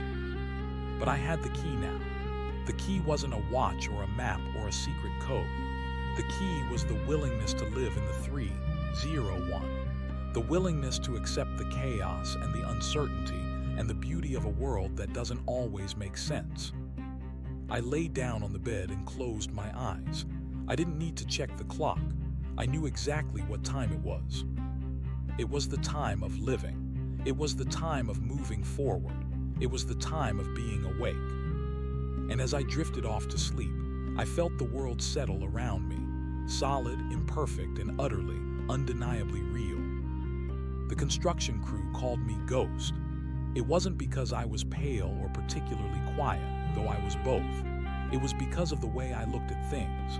I would stand at the edge of a trench or the skeleton of a new fence and stare at the wood grain or the way the red clay clumped under my fingernails, as if I were seeing physical matter for the first time. To them, I was just a drifter drying out or clearing his head. To me, I was a man relearning the weight of the world. The job in Oakhaven lasted another 2 weeks. My boss, a man named Miller who smelled eternally of sawdust and peppermint, handed me a stack of 20s on a Friday afternoon. He looked at my hands, calloused now, the fingernails stained with the honest grime of cedar mulch and dirt, and nodded. "You're a good worker, Ghost," he said, spitting a bit of peppermint onto the gravel. "You gotta focus most kids don't. Like you're afraid if you stop moving, the fence will fall over." "Something like that," I said, tucking the money into my pocket. "You headed out." "Tomorrow morning, taking the Greyhound east." "Well," Miller said, reaching into his truck bed and tossing me a heavy canvas jacket, "it's getting cold. Don't let the frost catch you sleeping in a ditch." I thanked him and walked back to the motel. That night I did something I hadn't done since I left the city. I went to a laundromat. It seems like a small thing, but the sensory experience was overwhelming. The humid air, the rhythmic thumping of the dryers, the smell of artificial lavender detergent. It was a symphony of the mundane. I sat on a plastic orange chair and watched my clothes spin. Round and round, a cycle with a beginning, a middle, and a definitive end. In the seam, nothing ever ended. The clerk's ledger was infinite. The surveyor's map was a loop. But here, the dryer buzzed, the door clicked open, and the task was finished. I folded my shirts with a reverence usually reserved for prayer. I left Oakhaven on the 6:00 a.m. bus. As we pulled onto the interstate, I watched the sun break over the horizon. It wasn't the pale, digital glow of the seam's dawn. It was a violent, messy explosion of orange and purple that made me squint. I pulled the weathered compass from my pocket and watched the needle tremble. It pointed north, toward the mountains I had left behind, but I was facing the rising sun. I was moving perpendicular to the needle's command. The trip back across the state took 30 hours. I spent most of it looking out the window, watching the geography of my life reassemble itself. The rugged peaks gave way to rolling foothills, then to the flat, industrial plains of the Midwest, and finally to the sprawling, tangled outskirts of the city. The city felt different. Before, it had been a source of anxiety, a hive of ticking clocks and deadlines that drove me toward the 3:00 a.m. breaking point. Now it looked like a massive, breathing organism. The skyscrapers weren't monoliths of cold glass. They were vessels for thousands of individual lives, each one a heartbeat, each one a story. I got off at the central station at midnight. The air was thick with the smell of bus exhaust and stale coffee. I walked through the terminal, my boots echoing on the polished stone. I saw a man sleeping on a bench, his breath hitching in a soft snore. I saw a group of teenagers laughing over a shared bag of chips. I saw a janitor buffing the floors, the machine making a low, comforting hum. I walked toward the exit but stopped at a row of lockers. I reached into my bag and pulled out the compass Mabel had given me. I looked at it for a long moment, then set it on top of the locker bank. I didn't need it anymore. I knew where I was. I was in the present. I walked out into the cool night air and started toward my sister's apartment. It was a 3-mile walk, but I didn't mind. I wanted to feel the city beneath my feet. I passed the park where I used to sit when the insomnia was at its worst. I passed the 24-hour diner where I had spent countless hours staring at the bottom of a coffee cup, waiting for the world to make sense. As I turned onto Sarah Street, I felt a familiar tightening in my chest, the old fear, the fear that I would blink and find myself back in the gray room with the clerk, tried to take hold. I stopped under a streetlight and took a deep breath. I felt the cold air fill my lungs. I felt the weight of the canvas jacket Miller had given me. I felt the sting of a small blister on my heel. "I am here," I whispered to the empty street. "It is 2:14 a.m. I am here." I reached her building and pressed the buzzer for apartment 4B. My heart was hammering against my ribs, a wild, frantic rhythm. "Who is it?" Her voice came through the intercom, thick with sleep and suspicion. "It's Leo," I said. The silence that followed was so long I thought the connection had failed. Then, the buzzer shrieked and the lock clicked open. I took the stairs 2 at a time. When I reached the 4th floor, she was standing in the doorway. She looked older than I remembered. There were lines around her eyes that hadn't been there 3 years ago, and her hair was pulled back in a messy knot. She was wearing a faded college sweatshirt and pajama pants. She didn't say anything. She just stared at me, her eyes searching my face as if she were looking for a ghost. "I'm sorry it took so long," I said. She stepped forward and wrapped her arms around me. She smelled like peppermint tea and home. I held her tight, feeling the solid reality of her presence. She was crying, her sobs muffled against my chest. "You're so thin," she pulled back, wiping her eyes with the back of her hand. "And you smell like cedar." "I've been working outdoors," I said, stepping into the apartment. The living room was exactly as I remembered it, yet entirely different. There were new photos on the mantle, Sarah at a wedding, Sarah with a dog I didn't recognize. There was a stack of mail on the coffee table, a half-finished crossword puzzle, a pair of shoes kicked off by the sofa. It was a life in progress. "Where were you, Leo?" she asked, leading me to the kitchen. She started the kettle, the sound of the water beginning to hiss a familiar, grounding noise. "The police, the private investigator. They said you just walked out of your apartment and vanished. Your phone was still on the charger. Your wallet was on the table." I sat at the small wooden table, my hands resting on the surface. "I went to find the end of the world," I said softly, "and I found it. It was a place where time didn't move, and the only thing that mattered was the hour." She sat across from me, her expression guarded. "You had a breakdown, Leo. The doctors said the sleep deprivation.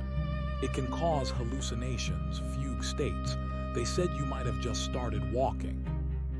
"Maybe," I said, "but the things I saw, the people I met, they felt more real than anything I'd ever known. There was a man who measured the world with a chain. There was a boy who lived in a house that only existed when I looked at it. Sarah reached across the table and took my hand. Her grip was firm and warm. "You're safe now. You're home. We can get you help. We can find a doctor who—" "I don't need a doctor, Sarah," I interrupted gently. "I'm not broken, not anymore. I just had to see what happened when the door stayed open. I had to see the seam so I could appreciate the fabric." She looked at me for a long time, her eyes searching mine. I didn't look away. I didn't blink. I let her see the clarity in my gaze, the hard-won peace that had replaced the frantic, hollow look of the man who had vanished 3 years ago. "You're different," she whispered. "I am." The kettle whistled, a sharp, piercing sound that cut through the quiet of the apartment. Sarah got up and poured the tea. As she handed me a mug, I glanced at the clock on the stove. 2:58 a.m. I felt a momentary chill, a shadow passing over my heart. I looked at the digital numbers, the green glow pulsing in the dim kitchen. 2:59 a.m. I gripped the mug, the heat seeping into my palms. I looked at Sarah. She was watching me, her face filled with a quiet, anxious love. 3:00 a.m. I waited. I waited for the walls to turn to gray light. I waited for the sound of the ticking to fill the room. I waited for the clerk to appear in the corner, his ledger open, his pen poised to record my return. The refrigerator hummed. A car drove by on the street below, its headlights sweeping across the ceiling. A faucet dripped in the sink. 3:01 a.m. The world remained. The tea was hot, my sister was there, the door was closed. I took a sip of the tea and smiled. "It's a good night, Sarah." "It is," she said, her voice trembling slightly. "It's a very good night." The next few weeks were a blur of reintegration. I had to deal with the legalities of being a missing person who had suddenly returned. There were interviews with detectives who looked at me with deep skepticism when I told them I had simply been traveling and clearing my head. There were meetings with lawyers to reclaim my bank accounts and my identity. I moved into Sarah's spare room. I spent my days walking the city, relearning the geography of my old life. I visited the library where I used to work. I sat in the park and watched the squirrels. I went to a movie and marveled at the way the light projected a story onto a screen, a controlled hallucination that everyone agreed to participate in. I found a job at a local nursery, working with plants. It was similar to the work I had done in Oakhaven, but more delicate. I spent my hours pruning roses, repotting ferns, and talking to people about soil pH and sunlight requirements. I liked the way the plants grew, slowly, steadily, according to a clock that was older and deeper than any human invention. One afternoon, a woman came into the nursery looking for a gift. She was older, with silver hair and a kind, weary face. She wandered through the aisles of succulents, her fingers brushing the fleshy leaves. "Can I help you find something?" I asked. She looked up and smiled. "I'm not sure. Something that can survive a bit of neglect, I think. I'm not as good at keeping track of things as I used to be." "These jade plants are very resilient," I said, pointing to a row of thick-stemmed plants. "They store water in their leaves.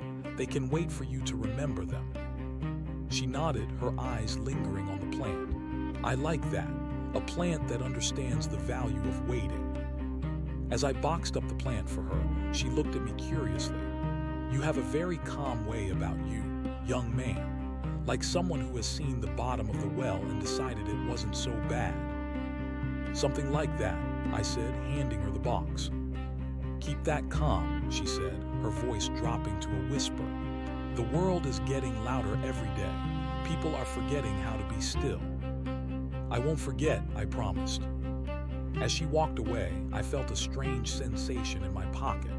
I reached in and pulled out a small, smooth stone. It was the stone the boy had given me at the lake, the one I thought I had lost in the mountains. It was cool and heavy, its surface etched with the faint, swirling patterns of ancient sediment. I held it in my palm, feeling its weight. It shouldn't have been there. I had lost everything in the water. My map, my knife, my clothes, everything. I looked toward the exit, half expecting to see the surveyor leaning against the door frame or the clerk standing by the cash register. But there was only the sun-drenched nursery, the smell of damp earth, and the distant sound of a radio playing a pop song. I put the stone back in my pocket. It wasn't a threat. It was a souvenir, a piece of the scene that I had carried back with me, a reminder that the world was larger and stranger than it appeared. That night, I sat on the fire escape of Sarah's apartment, looking out at the city skyline. The lights were a glittering carpet of gold and white, stretching toward the horizon. I thought about the thousands of people out there, each one moving through their own version of the 3:00 a.m. hour. Each one facing their own ghosts, their own silences, their own fears of the dark. I realized that the seam wasn't a place you went to, it was a place you carried. It was the gap between who we are and who we want to be. It was the silence between the heartbeats. It was the moment of doubt before we take a step. And the only way to navigate it was to keep moving, to find the people who would hold our hand in the dark, to find the work that gave our days meaning, to find the beauty in the messy, imperfect reality of the 3:01. I looked at my watch.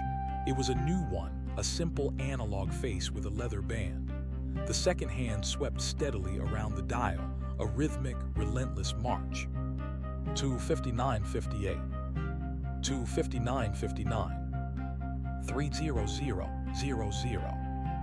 I didn't hold my breath. I didn't close my eyes. I just watched the hand move. 3:00:01. The wind stirred the leaves of the tree in the courtyard. Somewhere in the distance, a siren wailed. A neighbor's TV flickered in a window across the way. I was here. The time was now. And for the first time in my life, that was enough. I stood up and climbed back through the window into the warm, quiet apartment. I checked on Sarah, who was asleep on the sofa, a book face down on her chest. I tucked a blanket around her and turned off the lamp. I walked to my room and lay down on the bed.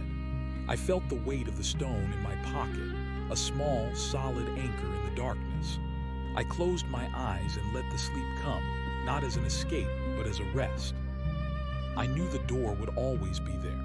I knew that one day I might find myself standing before it again. But I wasn't afraid. I had learned the secret of the clerk's ledger and the surveyor's map. The world isn't a grid, it's a story. And as long as I was the one telling it, the 3:00 a.m. hour had no power over me. I drifted off to the sound of my own breathing, a steady, living rhythm that carried me forward into the dawn. The light would come, as it always did, messy and bright and full of possibility, and I would be there to meet it. The transition back into the workforce was not the jarring collision I had expected. Instead, it was a slow titration of reality. I worked at the Green Labyrinth, a boutique nursery tucked between a brick-and-mortar bookstore and a revitalized warehouse. My hands, which had once trembled at the sight of a digital clock reaching the terminal hour, were now steady as I grafted apple scions or untangled the root-bound nightmares of overgrown ficus trees. There was a profound, silent theology in the dirt. The plants didn't care about the seam. They didn't care about the clerk's ledger. They operated on a seasonal clock that ignored the frantic ticking of human anxiety. Sarah stayed up late with me during those first few weeks, perhaps afraid that if she went to bed, I would evaporate again. We sat in her kitchen, the yellow light of the overhead fixture casting long, domestic shadows. She talked about her job in architectural salvage. Ironically, she spent her days pulling apart old buildings while I spent mine trying to grow things. "I found an old transom window last week," she said, tracing the rim of her mug. "Stained glass, cobalt and amber.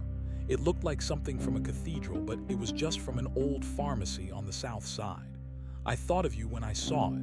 I thought about how you used to stare at the light coming through the curtains when we were kids." "I remember," I said. "I was looking for the patterns." "Do you still see them?" she asked. her voice dropping to that fragile register she used when she was testing the ice of my sanity. "I see different ones now," I told her. "I see the way the water moves through a leaf. I see the way the city breathes at night. It's not a grid anymore, Sarah. It's a web. Everything is connected, but it's flexible. It yields." She reached out and squeezed my forearm. Her touch was the most grounding thing I owned. It was the antithesis of the surveyor's cold, metallic chain. It was warm, pulsed with blood, and entirely temporary. That was the beauty of it. As the month turned, I started to venture out further. I went to the public library, the grand, stone-faced monolith where I had once worked as a cataloger. Walking through the stacks felt like walking through a graveyard of my former self. I remembered the man who had stood here 3 years ago, obsessing over the Dewey Decimal System, as if it were a magical incantation that could keep the chaos at bay. I remembered the way I used to align the spines of the books until they were perfectly flush with the edge of the shelf, a futile attempt to impose order on a universe that was constantly expanding. I found myself in the basement, in the archives where the air was cool and smelled of vinegar and old paper. I wasn't looking for anything specific, but my feet knew the way. I stopped in front of a row of flat-file drawers, the map collection. With a hesitant hand, I pulled open a drawer labeled Asterisk County Surveys, 1920-1950 *. I flipped through the vellum sheets, the blueprints of a world that had long since been built over and forgotten. And then I saw it. It wasn't a map of the scene, but it was close. It was a topographical survey of the valley where I had found the lake. There, marked in faded red ink, was a small square. Structure 14B abandoned *. Below it, a note in cramped, precise handwriting. Site unstable. Ground penetrating radar inconclusive. Recommend bypass. I traced the line of the bypass with my finger. It was the exact path I had taken through the woods. The surveyor hadn't been a ghost or a god. He was a memory, a lingering echo of the men who had tried to quantify the unquantifiable. The seam wasn't a separate dimension. It was the discarded draft of the world. It was the places where the measurements didn't add up, where the surveyors had shrugged their shoulders and walked away, leaving a pocket of nowhere behind. I pushed the drawer shut. The sound echoed in the empty basement, a solid, final thud. I didn't need to see more. I understood now that the door didn't open into a different world. It opened into the parts of this world we chose not to see. The 3:00 a.m. hour was simply the time when the noise of the real world died down enough for the unreal to become audible. I left the library and walked into the bright afternoon sun. The street was crowded with people, shoppers, commuters, tourists. I saw a young man sitting on a bench, staring at his phone with a look of such intense, hollowed-out exhaustion that I felt a physical pang in my chest. He was checking the time. He was watching the seconds. He was standing on the threshold, and he didn't even know it. I wanted to go to him. I wanted to tell him to put the phone away, to look at the way the light hit the ripples in a puddle, to breathe in the exhaust and the hot dog steam and the smell of the coming rain. I wanted to tell him that the 3:00 a.m. hour is only a cage if you try to count the bars. But I didn't. Everyone has to find their own way out of the seam. Some people never leave. Some people build houses there and call it a life. That evening, I returned to the nursery to lock up. The sun was dipping below the skyline, casting long, orange fingers across the greenhouse glass. I was watering the ferns in the back, the ones that liked the deep shade, when I heard the bell over the front door chime. "We're closed," I called out, wiping my hands on my apron. There was no answer, just the soft scuff of boots on the gravel path. I walked toward the front, my heart beginning a slow, rhythmic thumping against my ribs. I told myself it was just a late customer, someone who hadn't seen the sign. But the air in the greenhouse had changed. It felt thinner, colder, as if the humidity had been sucked out by an invisible vacuum. I turned the corner and stopped. Standing by the display of ornamental grasses was a man in a gray suit. He was tall, thin, and his face was a landscape of pale, unremarkable features. He wasn't the clerk and he wasn't the surveyor. He was someone new, or perhaps someone very old. He was holding a small potted succulent, a string of pearls, and he was looking at it with a look of profound, clinical detachment. "This is an interesting specimen," he said. His voice was like the sound of dry leaves skittering across pavement. "It grows in segments. Each sphere is a repository, a way to survive the drought." "It's $15, I said, my voice steadier than I felt. The man turned to look at me. His eyes were the color of a winter sky just before the snow falls, a flat, translucent gray. "You've gained weight, Leo, and your color is better. The cedar suits you." The recognition hit me like a physical blow. He didn't have the clerk's ledger or the surveyor's chain, but he had the same essence. He was part of the machinery. "Who are you?" I asked. "I'm the auditor," he said simply. "I come when a file has been left open for too long. We don't like loose ends, Leo. The architecture of the world depends on the integrity of the joints. You are a joint that refuses to set." "I'm not a file," I said, stepping closer. "And I'm not a loose end. I'm a man. I live here now. I have a job, a sister, a life. I'm in the 301. The auditor smiled, a thin, bloodless line. "The 301 is a charming illusion. It's the grace period we allow for the mind to settle, but the clock always resets. You saw the lake, Leo. You saw the boy. You know that nothing is ever truly lost, which means nothing is ever truly found. You are simply misplaced." He set the plant down on the wooden table. As he did, the green spheres began to wither. They turned gray and shriveled in seconds, the life retreating from them as if fleeing a fire. "You shouldn't be here," I said, my hand going to the pocket where the smooth stone sat. "This place is solid, it's real." "Is it?" The auditor gestured to the window. I looked out. The street was gone. There were no cars, no people, no skyscrapers.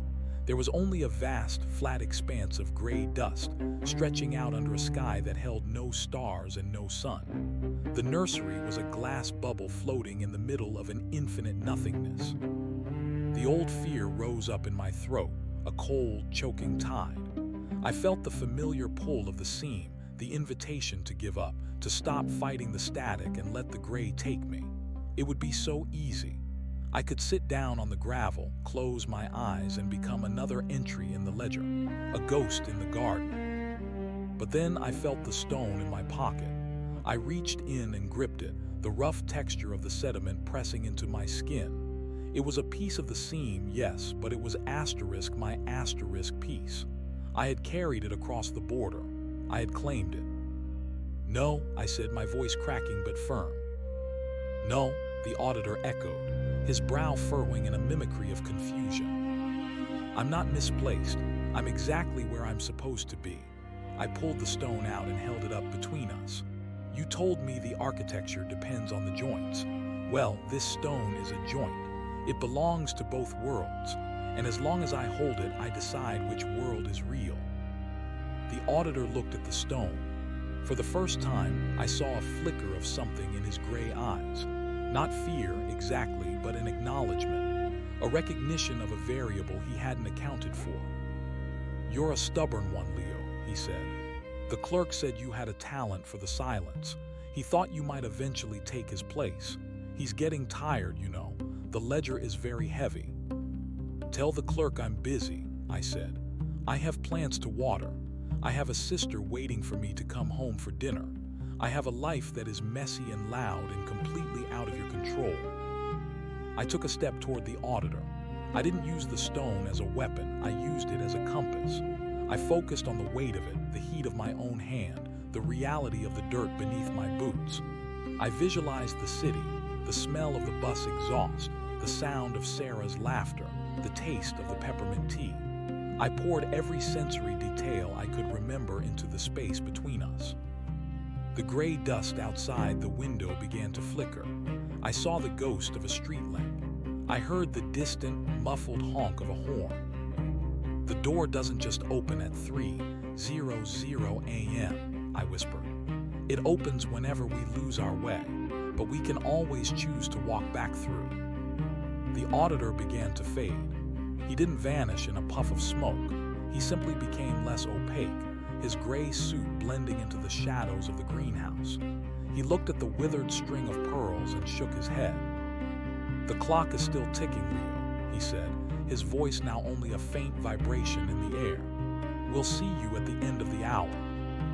"I'll be ready," I said. And then he was gone.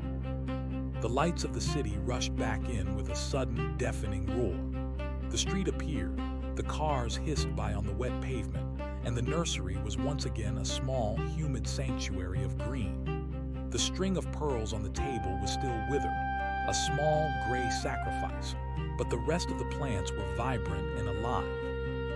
I stood there for a long time, breathing in the scent of damp earth and cedar mulch. My heart eventually slowed its frantic pace. I put the stone back in my pocket and finished watering the ferns. I locked the front door, turned off the lights, and walked out into the cool evening air. I didn't check my watch. I didn't need to. I knew that the time was exactly what it needed to be. As I walked toward the subway, I passed a small thrift store. In the window, an old grandfather clock stood amongst a jumble of discarded furniture. Its pendulum was swinging, a steady, brass heartbeat. I stopped and looked at it. The clock was beautiful. It was made of dark mahogany with intricate carvings of vines and flowers. The face was white enamel, the numbers painted in elegant, looping script. It was a machine designed to measure the passage of a lifetime, a testament to our desire to make sense of the infinite. I realized then that I didn't hate the clocks anymore. I didn't fear the ticking. The time wasn't the enemy. The obsession with its perfection was. The seam was what happened when we tried to live in the seconds instead of the minutes. I continued my walk, feeling the city pulse around me. I thought about the boy at the lake, throwing stones into the water, waiting for the ripples to reach the shore. I thought about Mabel, standing on her porch, watching the mountains change color in the twilight. I thought about the surveyor, still out there somewhere trying to measure the wind with a chain. I hoped they were all okay. I hoped they had found their own versions of the 301. When I reached Sarah's apartment, she was in the kitchen making pasta. The smell of garlic and tomatoes filled the air, a warm, sensory embrace that made my eyes sting. "You're late," she said, not looking up from the stove. "I was starting to think you'd found another mountain to climb." "Just a long day at the nursery," I said, hanging my jacket on the hook. "Had a customer who didn't want to leave." "Did they buy anything?" "No," I said, sitting down at the table. "They were just looking, checking the inventory." Sarah turned around, her face softening. She looked at me, really looked at me, and I knew she could see the remnants of the encounter in my eyes. She didn't ask, though. She just brought 2 plates to the table and sat down. "I saw that man again today," she said, gesturing toward the window. "The one who sits in the park and feeds the pigeons. He asked about you." "What did he say?" "He said he missed seeing you there. He said you were the only person who knew how to sit still without looking like you were waiting for something." I smiled. "I'll go see him tomorrow." We ate in silence for a while, the only sound the clink of forks and the distant hum of the city. It was a perfect silence. It wasn't the hollow, predatory silence of the gray room. It was the silence of 2 people who didn't need words to know they were there. As we were finishing, the clock on the wall chimed 10. "I'm going to head to bed," Sarah said, stretching her arms over her head. "Big meeting tomorrow. You okay?" "I'm great," I said. "I think I'll stay up for a bit, read a little." "Don't stay up too late, Leo. You know what happens." "I know," I said, "but don't worry. I'm not looking for the door anymore." She kissed me on the forehead and went to her room. I cleared the table, washed the dishes, and then sat in the living room with a book. I didn't read much, though. I just sat there, watching the light from the street lamp filter through the curtains, creating a pattern of amber and shadow on the floor. I felt the stone in my pocket, a small, solid weight. I thought about the auditor's words that the clock always resets. He was right, of course. The 3:00 a.m. hour would come again. It would come every night for the rest of my life. The door would always be there, a hairline fracture in the reality of my world. But I wasn't the same man who had first walked through it. I was a man who knew the value of the dirt. I was a man who knew that a withered plant was just as much a part of the world as a blooming one. I was a man who had a sister and a job and a stone that belonged to two worlds. The 3:00 a.m. hour wasn't a destination. It was a transition. It was the moment when the world held its breath before starting again. I looked at the clock on the mantle, 11:45 p.m. I stood up, stretched, and walked to my room. I didn't check the locks. I didn't set an alarm. I simply lay down, closed my eyes, and waited for the morning. The dawn would be messy. It would be loud. It would be full of uncertainty and chaos and light, and I couldn't wait to see it. The sleep that followed was not the thin, translucent rest of the previous years. It was thick and dark like loam. I did not dream of the surveyor's transit or the clerk's scratching quill. I dreamt of roots, my own fingers extending into the mattress, pushing through the floorboards of the apartment, seeking the ancient, forgotten soil beneath the city's concrete skin. When I woke, the sun was a brutal, glorious intrusion. It sliced through the gap in the curtains, illuminating a million dancing dust motes. I watched them for a long time, not as a grid to be solved, but as a chaotic, beautiful soup of existence. I dressed slowly, savoring the friction of denim and the weight of my work boots. Sarah had already left for the architectural salvage yard. A note on the fridge simply read, "Coffee S in the pot. Don't forget to breathe." I smiled, drank the bitter dregs of the roast, and headed out. The city in the morning was a riot. To someone who had spent too long in the muted, grayscale vibration of the seam, the primary colors of the world were almost overwhelming. The yellow of a passing taxi felt like a shout. The smell of a bakery's exhaust was a symphony. I walked to the nursery, my hand occasionally drifting to the stone in my pocket. It remained cool, a silent anchor. At the nursery, the work was rhythmic and honest. I spent the morning repotting a shipment of snake plants. Their leaves were stiff and sword-like, mottled with patterns that looked like a language I almost understood. I worked with my bare hands, letting the dirt get under my fingernails. There is a specific kind of reality found in soil. It is the destination of all things and the origin of everything else. Around noon, a woman came in looking for something impossible to kill. "I travel a lot," she said, her eyes flitting nervously around the greenhouse. "I forget what day it is. Sometimes I wake up and I don't know if it's morning or evening. I need something that stays the same while I'm falling apart." I looked at her, really looked at her. I saw the shadows under her eyes, the way her fingers twitched at her sides, counting invisible beats. She was vibrating at a frequency that was dangerously close to 3:00 a.m. "Nothing stays the same," I told her gently. "That's the trap. If you want something that doesn't change, you're looking for a plastic plant, and those aren't alive. They're just ghosts of plants." She looked disappointed, her shoulders sagging. "Try this," I said, handing her a small jade plant. "It's hardy, but it reacts. If you ignore it, it shrivels. If you overwater it, it drops its leaves. It's a conversation. It reminds you that you're there because it needs you to be there." She took the pot, her hands trembling slightly as they brushed mine. For a second, the greenhouse blurred. The glass panes rattled, and the light turned that sickly, institutional yellow I knew so well. I felt the auditor's breath on the back of my neck. A conversation, a voice whispered in the back of my mind, or a hostage negotiation. I gripped the woman's hand firmly, anchoring her to the present. $15, I said loudly, breaking the spell.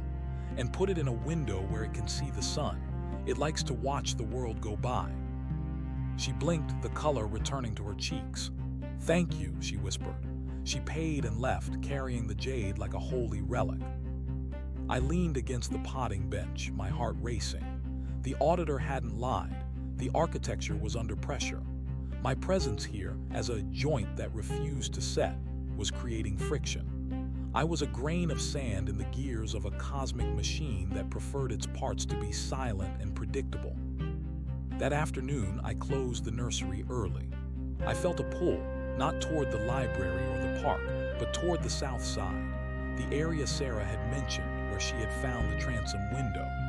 I took the elevated train, watching the city transform from the polished glass of the downtown core to the jagged, rusted iron of the industrial districts. I got off at a station that smelled of ozone and old grease. The streets here were a labyrinth of warehouses and boarded-up storefronts. This was where the city's bones were exposed. I walked past a demolished pharmacy, its interior a jagged ribcage of lath and plaster. This was where the cobalt and amber glass had lived. Now, there was only a hole in the air. I found myself standing in front of an empty lot overgrown with ailanthus trees, the trees of heaven that grow better in cracks of concrete than they do in gardens. In the center of the lot sat a rusted shipping container, its doors welded shut. As I approached, I saw a symbol chalked onto the metal. It was a circle intersected by 3 vertical lines, the surveyor's mark. I didn't feel fear this time. I felt a weary sort of recognition. I sat down on a concrete block near the container and waited. I didn't know what I was waiting for, but the air felt heavy, like the atmosphere before a summer storm. "You're trespassing," a voice said. I turned. An old man was standing near the edge of the lot. He was wearing a high-visibility vest that had faded to a dull peach color, and he carried a clipboard that looked like it had been chewed by a dog. He wasn't the surveyor or the auditor. He looked like a man who had simply been forgotten by his employer 40 years ago. "I'm just looking at the mark," I said. The old man squinted at the chalk. That's just a survey point. Means the ground isn't where it's supposed to be. We mark them so the builders know to skip this patch. If you build on a sinkhole, the house eventually swallows itself." "Is it a sinkhole?" I asked.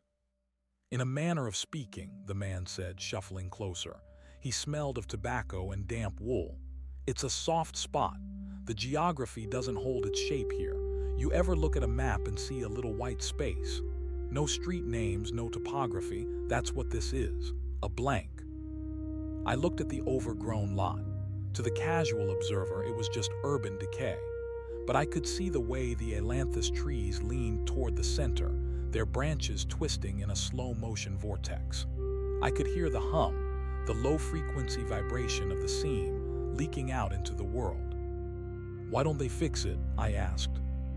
The man laughed, a dry, hacking sound. "Fix it? Son, you don't fix the void. You just build a fence around it and hope nobody notices. But some people, they have a nose for it. They find the soft spots. They fall in or they jump."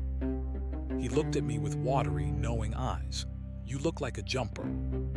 "I was," I said, "but I climbed back out."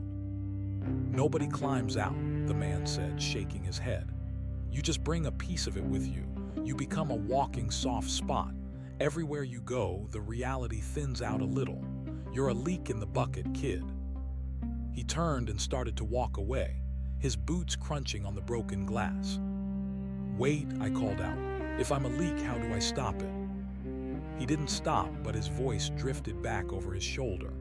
"You don't stop a leak.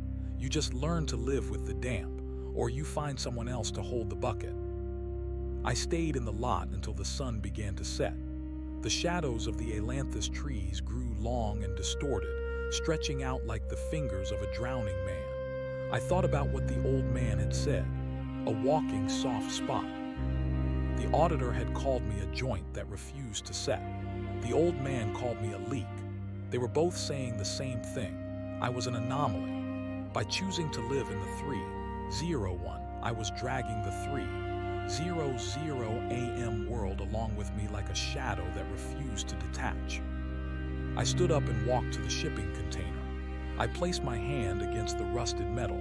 It was ice cold, even in the fading heat of the day. I closed my eyes and listened. I didn't hear the city. I heard the lake. I heard the soft, rhythmic splashing of the boy throwing stones. I heard the rustle of the vellum pages in the library basement. And beneath it all, I heard the ticking. Not a clock, but a heartbeat, slow, steady, and infinitely patient. The seam wasn't trying to reclaim me because I was a prisoner who had escaped. It was trying to reclaim me because I was a part of it. I was the sensory organ it had grown to understand the world of light. I was the bridge. I pulled the stone from my pocket. It felt heavy, almost pulsing in my palm. "I'm not holding the bucket," I whispered to the empty lot. "I'm the one pouring the water." I realized then that the auditor hadn't come to the nursery to threaten me. He had come to check the seal. He was afraid, not of me, but of what I represented. The possibility that the unreal could be integrated into the real without destroying it. If I could carry a piece of the seam and still love my sister, still water my plants, still feel the sun on my face, then the rigid architecture of their world was obsolete. I didn't need to hide from the 3:00 a.m. hour. I needed to inhabit it. I left the lot and caught the train back north. The car was nearly empty, save for a tired-looking nurse in blue scrubs and a teenager wearing oversized headphones. I watched their reflections in the darkened window. They looked fragile, suspended in the amber light of the train car as it hurtled through the night. I thought about the young man on the bench I'd seen earlier. I thought about the woman with the jade plant. We were all leaks. We were all soft spots. And maybe that was the point. A world that was perfectly solid, perfectly measured, and perfectly timed would be attuned. It was the cracks that let the air in. When I got back to the apartment, Sarah was in the living room, surrounded by blueprints and photographs of old buildings. She looked up and frowned. "You look like you've been rolling in a coal mine," she said, pointing to the smudge of rust and dirt on my shirt. "I went for a walk," I said, sitting on the edge of the sofa. To the south side, I saw the pharmacy. Her expression shifted from annoyance to a quiet, guarded curiosity. And you were right. The window was beautiful. Even though it's gone, the space where it was, it still feels like it's holding the light. Sarah set her pen down. "Leo, are you okay? You've been different since you came back from the nursery today. Sharper, like you're standing in a higher resolution than the rest of us." I reached out and took her hand. Her skin was warm, a vital contrast to the cold metal of the container. "I'm fine, Sarah. I'm just realizing that I don't have to choose." "Choose what?" "Between the patterns and the web. Between the 3:00 and the 3:01. It's all the same clock. We just choose which hand to watch." She squeezed my hand, her eyes searching mine. "As long as you're here," she said. "As long as you don't go back to that place where I can't reach you." "I'm right here," I promised. That night I didn't wait for 3:00 a.m. I sat by the window and watched the time approach. 2:57, 2:58, 2:59. The air didn't turn cold. The lights didn't flicker. The world didn't dissolve into gray dust. When the clock struck 3, I simply stood up and walked to the front door. I unlocked it and stepped out into the hallway. The carpet was the same dull beige. The fluorescent light hummed with its usual headache-inducing drone. I walked down the stairs and out onto the street. The city was quiet, but it wasn't empty. I saw a fox dart across the street, its tail a flash of copper in the lamplight. I saw a steam vent hissing in the middle of the road, the white vapor rising like a ghost. I saw the moon, a pale, curved blade hanging over the skyscrapers. I walked to the park, to the bench where the old man fed the pigeons. I sat down and pulled the stone from my pocket. I placed it on the wooden slat beside me. "I know you're watching," I said to the shadows. A figure stepped out from behind a massive oak tree. It wasn't the auditor or the clerk. It was the surveyor. He still wore his heavy coat, and the brass chain was draped over his shoulder like a stole. He looked tired. His face was etched with the lines of 1,000 failed measurements. "The stone belongs in the lake," he said. His voice was a low rumble like distant thunder. "The stone belongs where I put it," I replied. "It's a survey marker now, my marker." The surveyor stepped closer, his eyes fixed on the small, gray rock. "You are disrupting the equilibrium. The seam is meant to be a reservoir for the things that don't fit. By bringing it here, you are contaminating the sequence." "Maybe the sequence needs a little contamination," I said. "Maybe the things that don't fit are the only things that matter." The surveyor sighed, a sound that seemed to vibrate through the ground. He sat down on the other end of the bench. He looked less like a cosmic entity and more like a man who had spent too long on a job he didn't enjoy. "Do you know how hard it is?" he asked, staring at the empty street.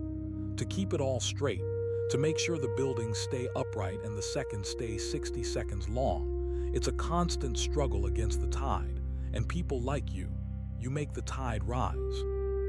"I'm not your enemy," I said. "I'm just a man who wants to live in the world, all of it, even the parts that don't add up." "The clerk wants you back," the surveyor said. "He says the ledger is incomplete without your final entry. He's prepared to offer you a position, a permanent one. You could be the one who decides what gets kept and what gets thrown away." "Tell him I've already decided," I said. "I'm keeping everything." I picked up the stone and handed it to him. The surveyor hesitated, his gloved hand trembling. He took the stone, and for a moment the park transformed. The trees became towering pillars of gray smoke. The grass turned to ash. The sky opened up into a vast, swirling vortex of vellum and ink. I saw the boy at the lake, the woman with the jade plant, the old man in the lot, all of them connected by shimmering threads of light. And then it snapped back. The surveyor looked at the stone in his hand. He looked at me. Then, with a slow, deliberate motion, he tucked the stone into his own pocket. "The auditor won't be happy," he said. "The auditor can check his own files," I replied. The surveyor stood up. He adjusted the chain on his shoulder and tipped his hat, a gesture that felt centuries old. 301, he murmured. "It's a narrow ledge, Leo. Try not to fall." "I've got good boots," I said. He walked away, fading into the darkness between the street lamps.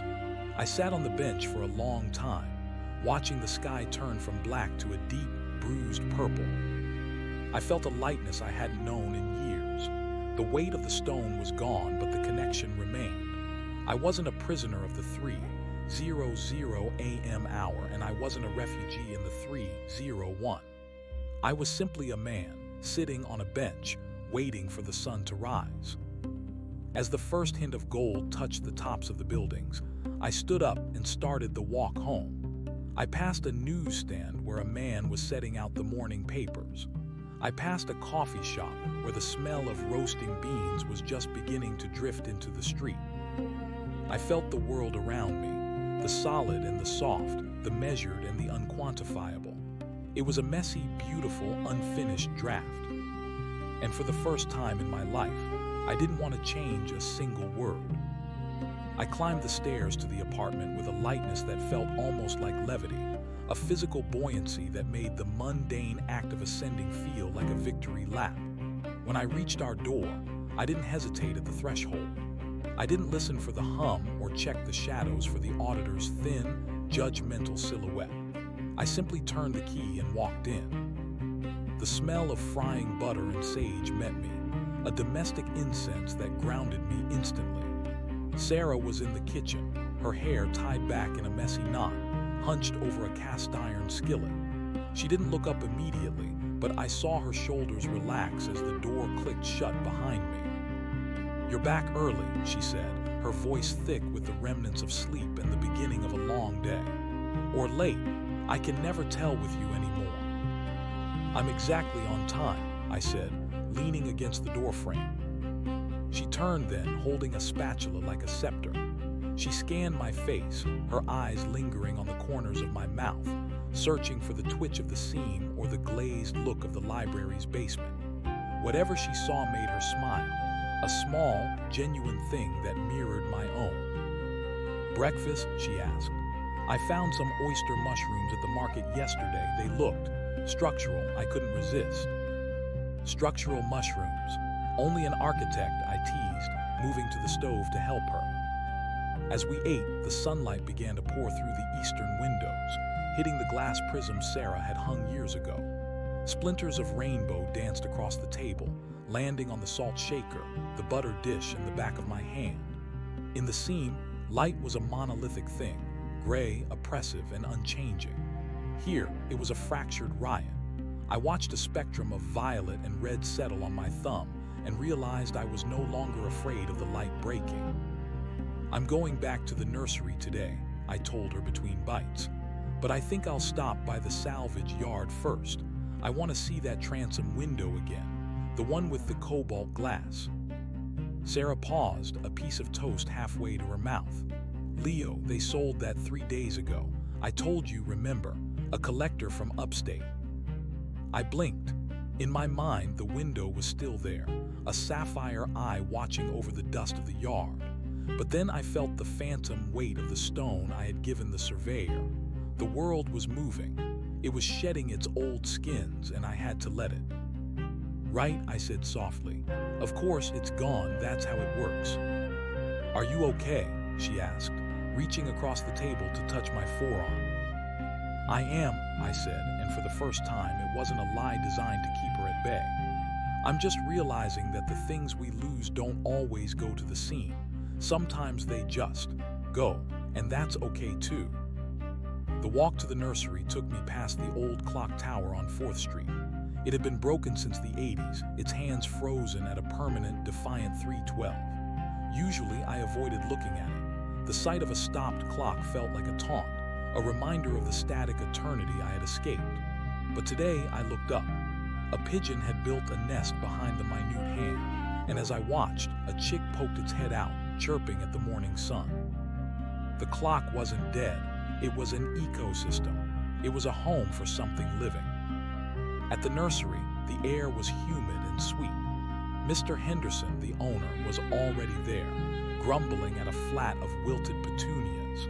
He was a man made of leather and gristle, someone who believed that plants only grew out of spite. "You're late, Leo," he barked, though he didn't look up from his shears. "Those ferns in the back are looking thirsty, and some fellow in a gray suit was hanging around the gate 10 minutes ago, asked if we sold asphodel. Told him to go to a florist or a cemetery. We grow real things here." My heart gave a small, rhythmic thud, a reminder of the friction. The auditor was still lingering, a ghost of a bureaucrat looking for a lost file. "I'll take care of the ferns, Mr. Henderson," I said, heading toward the back of the greenhouse. I worked through the morning, the heat of the glass roof pressing down on me. I felt the auditor's presence before I saw him. The air in the fern house grew thin, the smell of damp earth replaced by the sterile scent of old paper and ozone. I didn't stop watering. I moved the wand in a steady arc, the water pattering against the fronds like a gentle rain. "The surveyor has exceeded his authority," a voice said from the shadows of a giant monstera. I didn't turn. The surveyor did his job. He marked the spot. He acknowledged the leak.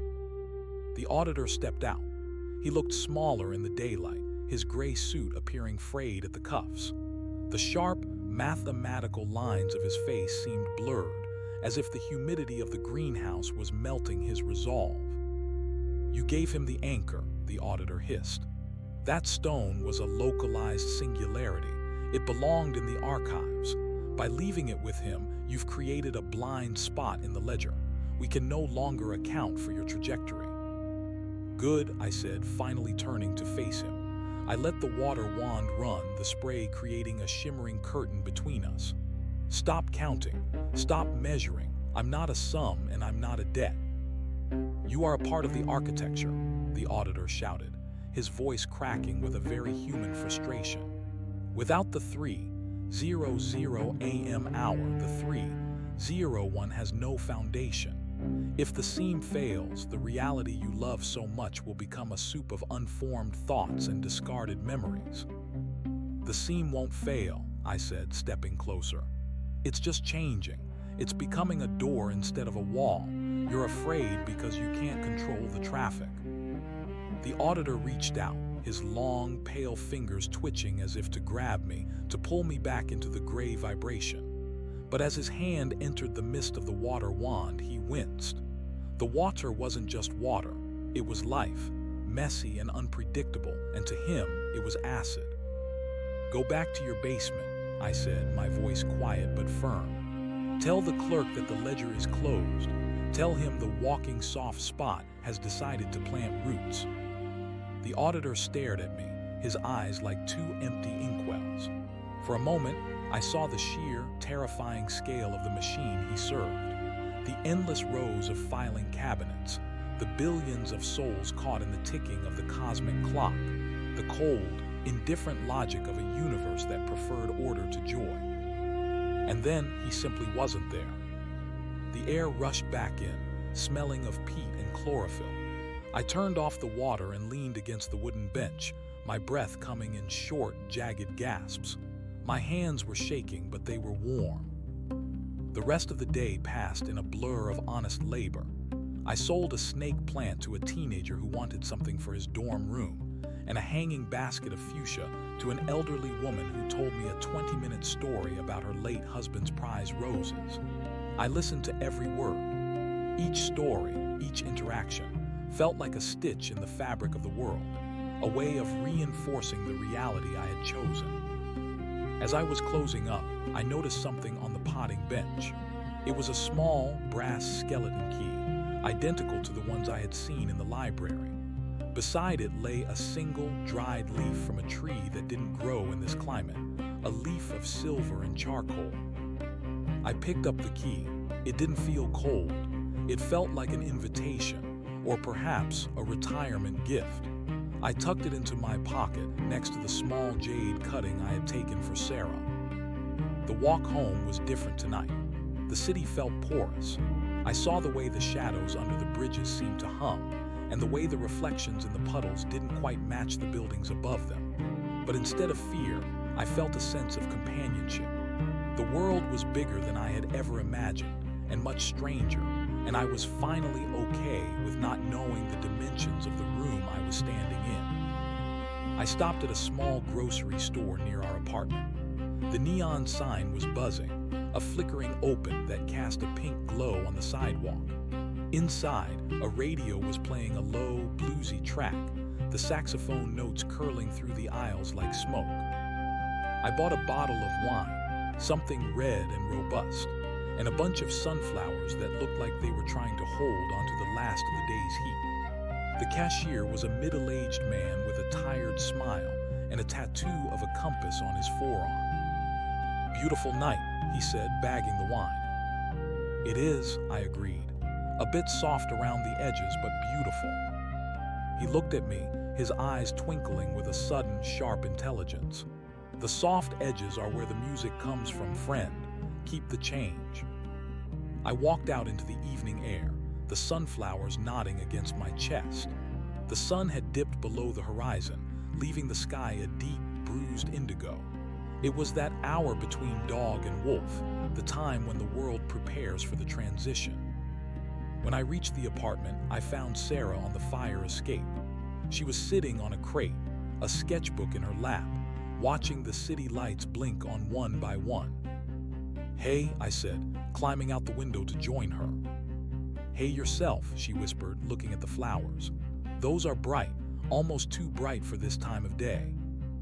"They're for the table," I said, handing them to her, "to remind us that the sun comes back." We sat in silence for a long time, the city breathing around us. The distant roar of traffic, the siren of an ambulance, the muffled shout of a neighbor. It was a symphony of the 3-0-1. "Leo," she said after a while, her voice barely audible over the wind. "Yeah.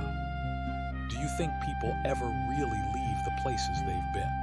Or do we just carry the maps around in our heads until we forget how to read them?" I thought about the surveyor and his brass chain.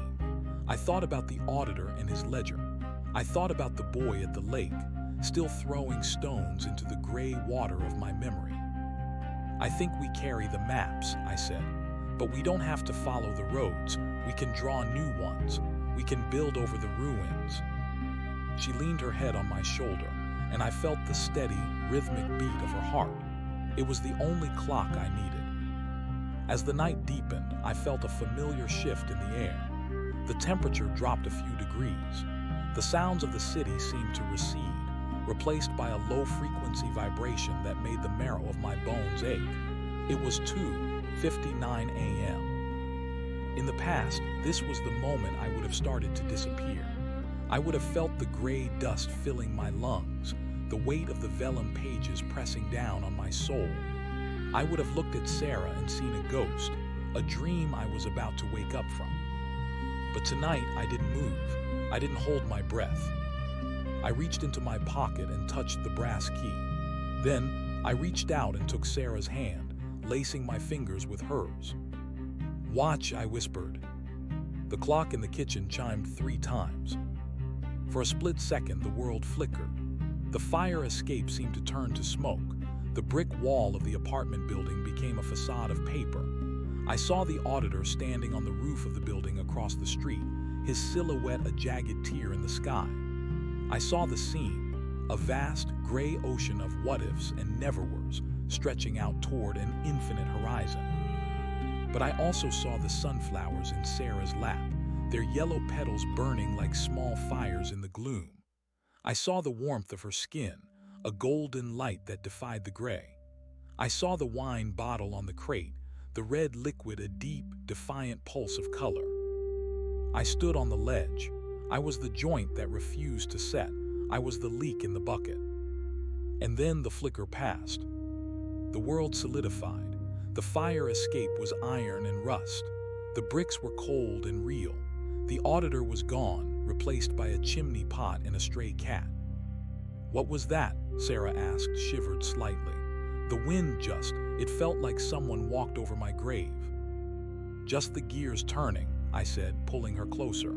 "The world resetting itself." "Is it over?" she asked, looking at me with wide, searching eyes. "No," I said, smiling as the first minute of the new hour began. "It's just beginning. 3:01, Sarah. It's the best time of day." We sat there as the minutes ticked by, no longer afraid of the gaps between them. We were the anomalies, the beautiful errors in the calculation. And as the moon climbed higher, casting its silver light over the labyrinth of the city, I knew that the door that opens at 3:00 a.m. would always be there, a silent reminder of the depths beneath the surface. But I also knew that I didn't have to go through it alone. I had the key, I had the map, and I had the light. The city hummed, a chaotic, beautiful soup of existence, and for the first time I could hear the melody. The coffee was bitter, black, and tasted of the earth, which was exactly how I needed it. Sarah had gone to her firm early, leaving a note on the refrigerator held by a magnet shaped like a blueprint. "Don't forget to breathe. Also, we're out of milk." I traced the ink with my thumb. In the scene, ink was a static thing, a permanent record of a soul's debt. Here, it was a smudge on a finger, a fleeting instruction from a woman who loved me. It was a miracle of the mundane. I spent the morning at the nursery, but my mind was a restless compass, needle spinning toward the north of the unaccounted. Mr. Henderson watched me from the shade of the potting shed. His eyes squinted against the glare of the greenhouse glass. He didn't mention the auditor again, but he handed me a heavy pair of iron shears with a look that suggested I might need them for more than just pruning the azaleas. "The world is getting loud, Leo," he grunted, spitting a bit of tobacco into the dirt. "Can you hear it, like a beehive just before it swarms?" I listened. Beyond the rustle of the palms and the hum of the ventilation fans, there was a secondary frequency, a rhythmic, metallic thrumming that seemed to vibrate in the soles of my boots. It wasn't the silence of the 3:00 a.m. hour. It was the sound of the 3:01 pushing back. The friction I had caused by giving the stone to the surveyor was creating heat. The ledger was trying to close, but I was the dog-ear on the page. "I hear it," I said. "Then keep your head down," he warned. And keep your water running. Dry things break, wet things bend. I took his advice to heart. I spent 4 hours in a trance of hydration, moving from the succulents to the ferns, ensuring every root ball was heavy and dark. By noon, the humidity in the greenhouse was a physical weight, a tropical fog that blurred the edges of the plastic shelving. I felt safe in the blur. The auditor liked sharp lines. He liked the contrast of black ink on white vellum. He hated the mist. During my lunch break, I sat on an overturned crate and pulled the brass key from my pocket. It was warmer than it should have been. When I held it up to the light, the teeth of the key seemed to shift, reconfiguring themselves into a pattern that resembled a topographical map. It wasn't just a key to a door, it was a key to a state of being. I felt a shadow fall over me. It wasn't the auditor, it was thinner, more erratic. I looked up to see the boy from the lake. He wasn't gray anymore. He wore a faded red t-shirt and grass-stained jeans, but his eyes still held that terrifying, ancient depth, the look of someone who had seen the bottom of the ocean and decided to stay there. He was holding a paper bag that smelled of vinegar and salt. "The surveyor says thank you," the boy whispered. His voice was like dry leaves skittering across a sidewalk. "He says the stone is resting well. It's growing moss." "Why are you here?" I asked, my heart hammering against my ribs. "You're supposed to be in the park. You're supposed to be an entry." "The entry moved," the boy said, sitting down on the dirt floor beside my crate. He pulled a greasy fry from the bag and chewed it slowly. "When you gave him the stone, you broke the alphabet. The clerk is re-indexing everything. A lot of us got lost in the shuffle. We're pending now." The idea of a legion of 3:00 a.m. ghosts wandering the daylight streets of the city as pending files sent a shiver of pure electricity down my spine. The seam wasn't just leaking, it was hemorrhaging. "Is the auditor looking for you?" I asked. The boy shook his head. "The auditor is looking for the source. He thinks if he can find the person who started the leak, he can stitch it shut. But he doesn't realize it wasn't you, Leo. It was the world. The world got tired of being measured. It wanted to be felt." The boy finished his fry and stood up. He looked at the brass key in my hand. "Don't use that yet. Not until the sun goes down. The light makes the locks too brittle." "Where are you going?" "To the library," the boy said with a small, haunting smile. "I want to see if I'm still in the books. I want to see if my name has changed to someone." He walked out of the greenhouse, and for a second his outline shimmered, turning into a spray of gray dust before snapping back into the form of a boy in a red shirt. He was a glitch in the system, a beautiful, terrifying error. I couldn't stay at the nursery. The air was too thick with the scent of pending.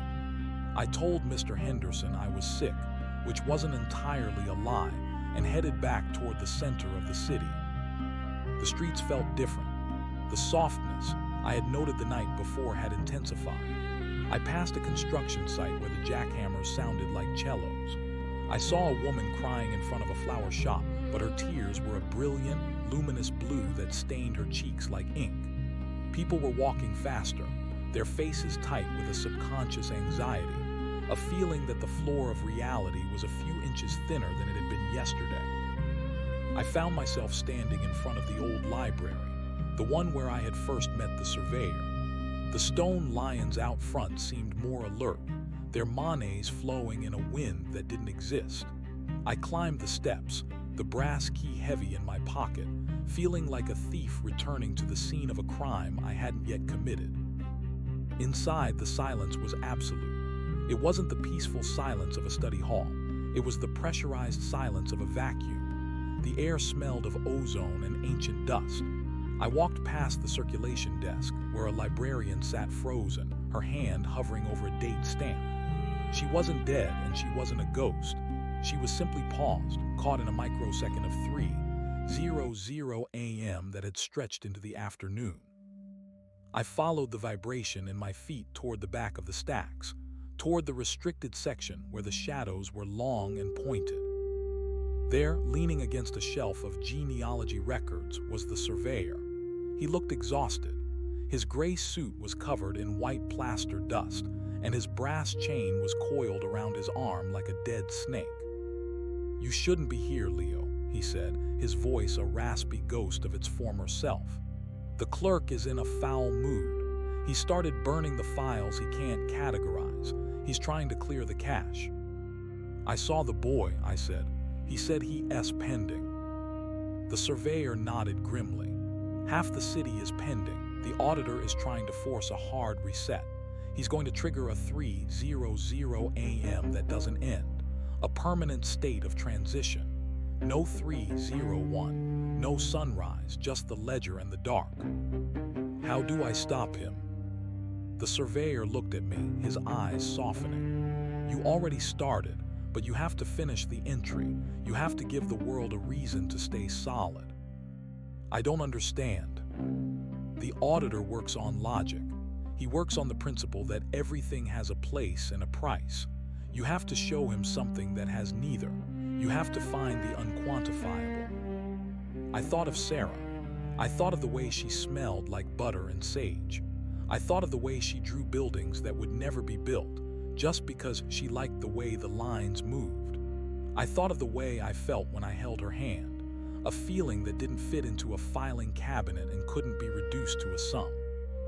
"Where is he?" I asked. "The clock tower," the surveyor said. "The one on 4th. He's trying to sync the seam with the gears. If he can stop the clock at the exact moment the seam opens, he can lock the door forever." I turned to leave, but the surveyor grabbed my arm. His grip was cold, but there was a desperate strength in it. "Leo," he whispered, "if you succeed, the seam will close for good. I'll go with it. All of us will. The boy, the woman with the jade plant, will become memories instead of entries. Are you okay with that?" I looked at the brass key. I thought of the boy's smile as he went to look for his name. "Memories are better than files," I said. The surveyor let go. "Go, the sun is starting to set, the shadows are getting hungry." I ran through the streets of the city as the sky turned a violent, bruised orange. The 3:01 was fighting for its life. The neon signs were flickering in patterns that looked like Morse code, sending out SOS signals to a god that had stopped listening. I reached 4th Street just as the street lamps began to hum. The clock tower loomed over the intersection, a dark finger pointing at the dying sun. The pigeon nest I had seen earlier was gone. The birds had sensed the shift and fled. I didn't use the stairs. I used the brass key. I pressed it against the heavy oak door at the base of the tower. The wood didn't just unlock. It dissolved, turning into a swirl of black ink that allowed me to pass through. Inside, the sound of the gears was deafening, a tectonic grinding of iron and brass that made my teeth ache. I climbed the rusted iron ladder, my hands slick with sweat. The air grew colder with every step, the smell of ozone becoming so thick I could taste it on the back of my tongue. When I reached the clock room, I saw him. The auditor was standing in the center of the massive clock face, his silhouette cast in sharp relief against the translucent glass. He was holding a long, silver needle, the same kind used to bind the vellum pages of the ledger. He was leaning over the primary escapement, the rhythmic heart of the clock, ready to drive the needle into the gears. "Stop," I shouted, my voice barely audible over the roar of the machinery. The auditor didn't turn. "You are late, Leo. The audit is complete. The discrepancies have been identified. The only solution is a total liquidation of the assets." "The assets are people," I screamed, moving toward him. "They aren't numbers. You can't liquidate a life."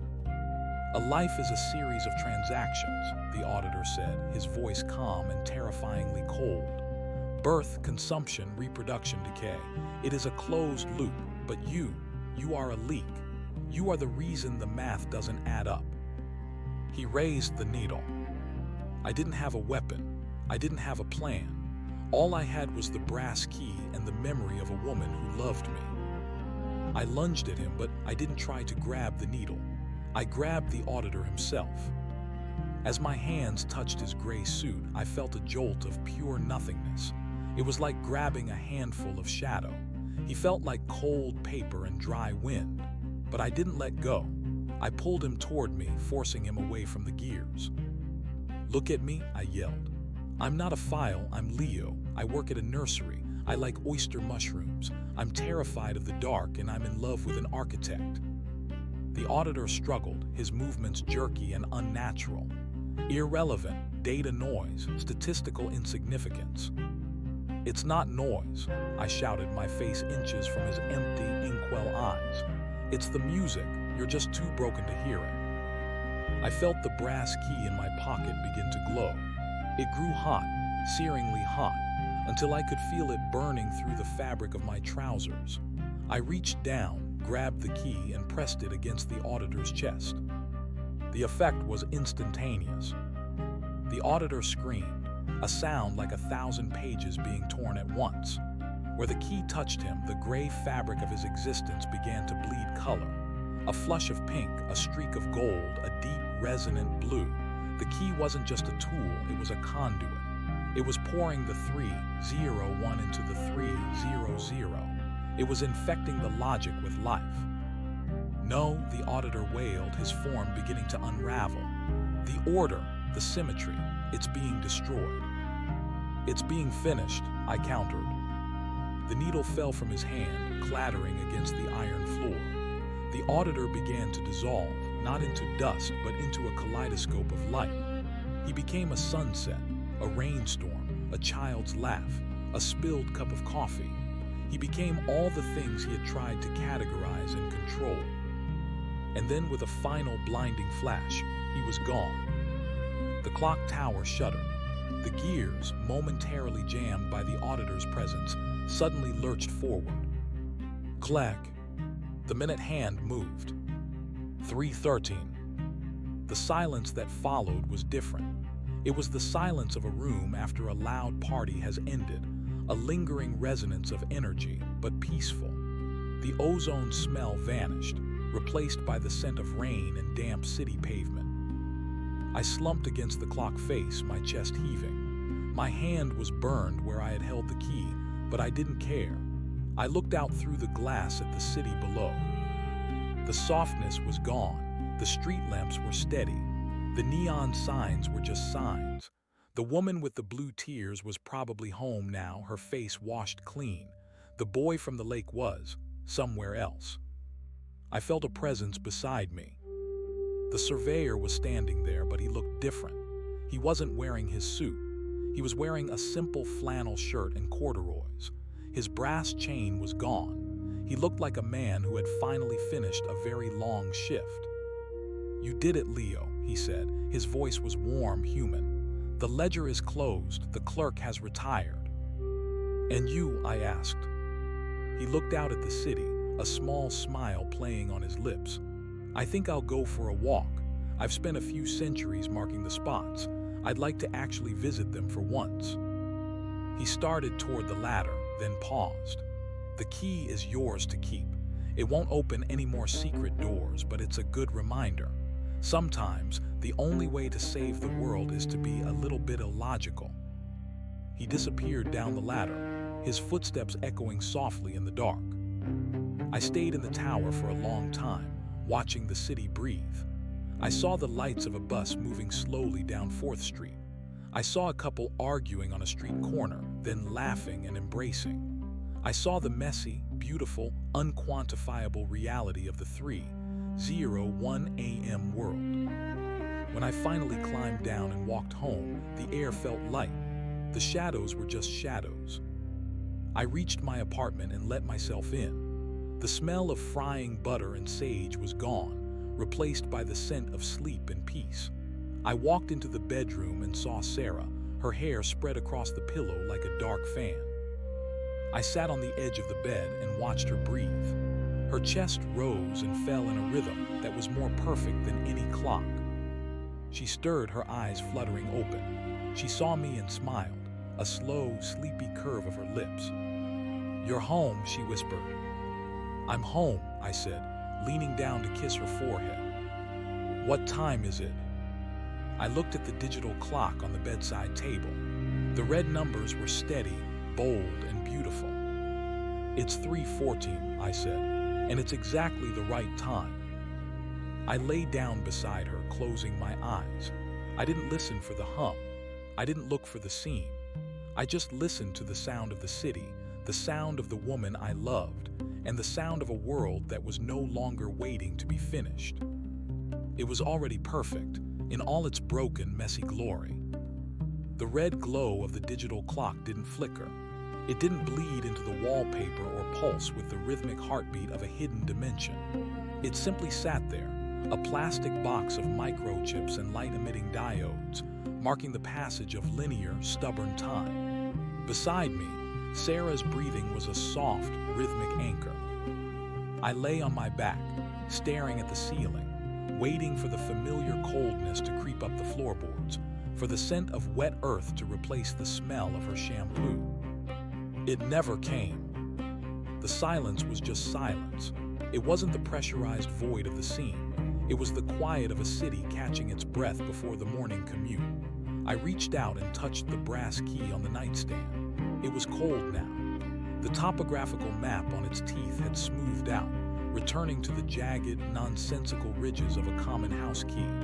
It was a dead object, a relic of a war fought in the margins of reality. I felt a strange, hollow pang. The mourning of a soldier who had survived the trenches only to find the world he saved was too busy eating breakfast to notice. I didn't sleep. I couldn't. I watched the numbers on the clock march forward. 4:00,5:00,6:00. Each minute was a victory, a solid brick in the wall of the mundane. When the sun finally began to bleed through the blinds, it wasn't the bruised purple of the auditor's realm.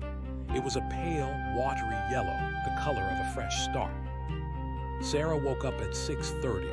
She stretched, her joints popping with a human frailty that made me want to weep with relief. She looked at me, her eyes clouded with the remnants of dreams. "You're up early," she murmured, her voice thick and warm. "I just wanted to see the sun come up," I said. She smiled and rolled over, burying her face in my shoulder. "You're getting sentimental, Leo. It's just Tuesday." "It's the best Tuesday I've ever had," I replied, and I meant it. I walked to the nursery later that morning, my legs feeling heavy but certain. The city was loud, gloriously, irritatingly loud. Sirens wailed, tires screeched, and a dog barked incessantly at a pigeon. I stopped at a coffee cart and bought a large black coffee. The steam hit my face, and for the first time in weeks, I didn't look for a face in the vapor. I just felt the heat. When I reached the nursery, Mr. Henderson was already out front, hosing down the sidewalk. He looked up as I approached, his eyes scanning me with that sharp, agrarian wisdom. He didn't ask about the auditor. He didn't ask about the clock tower. He just pointed the nozzle at a row of wilting petunias. "Soil's holding," he grunted. "The drainage seems to have sorted itself out overnight." "Glad to hear it," I said. "I had a visitor this morning," he continued, not looking at me. "A fellow in a flannel shirt. Said he was looking for a job. Said he knew a lot about boundaries and property lines, but he was tired of measuring things." I felt a lump in my throat. "Did you hire him?" "Told him to come back Monday. We need someone who isn't afraid to get their hands dirty. He seemed like the type who's been clean for too long." Henderson finally looked at me, a ghost of a smirk on his weathered face. "He left something for you. Said you forgot it at the library." He reached into his pocket and handed me a small, smooth stone. It was the one I had given the surveyor, the one that had started the leak. But it wasn't gray anymore. It was covered in a thick, vibrant layer of emerald moss, and when I held it, it felt as heavy as a mountain. "Thanks, Henderson," I whispered. I spent the day working with a feverish intensity. I repotted the ferns, pruned the roses until my fingers bled, and hauled bags of mulch until my back ached. The physical labor was a prayer. I was stitching myself back into the earth, one root at a time. I didn't look at the shadows. I didn't check the corners of my vision for the flicker of a gray suit. I was a man of the dirt, and the dirt was satisfied. During my lunch break, I walked down to the park. I sat on the bench where I had first seen the boy. The lake was a deep, shimmering blue, reflecting the clouds without any distortion. There were children playing on the grass, their laughter sharp and chaotic. I looked toward the tree line and saw a flash of red. It was the boy. He was sitting on a swing set, kicking his legs back and forth. He wasn't shimmering. He wasn't pending. He was just a boy in a faded t-shirt, squinting against the sun. He saw me and waved, a simple human gesture. Then he jumped off the swing and ran toward a woman who was calling his name. He had found his name. He was someone. I finished my sandwich and felt a sense of closure so profound it felt like a physical weight lifting off my chest. The ledger was gone. The auditor was a sunset. The seam was a scar that had finally healed over. That evening, I didn't go straight home. I walked to the library. The stone lions were still there, but they looked like stone again, heavy, silent, and indifferent. I climbed the steps and went inside. The air smelled of paper and floor wax. The librarian was at her desk, stamping books with a rhythmic, bored precision. She didn't look up as I passed.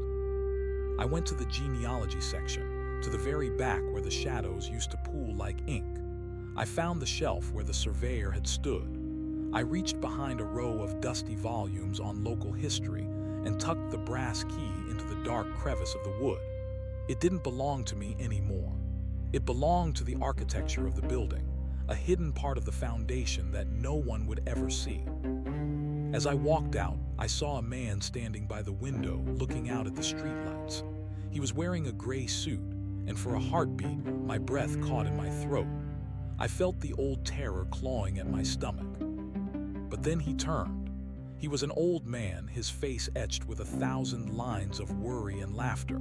He was holding a book on birdwatching. He nodded to me, a polite, stranger's greeting, and walked toward the checkout desk. I stepped out into the night. It was 8:00 p.m. The city was alive with the hum of dinner parties and late-night shifts. I walked home, my footsteps echoing on the pavement, a steady, unremarkable beat. When I got back to the apartment, Sarah was in the kitchen. She was drawing again, but not blueprints. She was sketching the view from our window, the messy tangle of fire escapes and telephone wires, the way the light from the deli across the street hit the brickwork. "I think I'm going to quit the firm," she said, not looking up from her pad.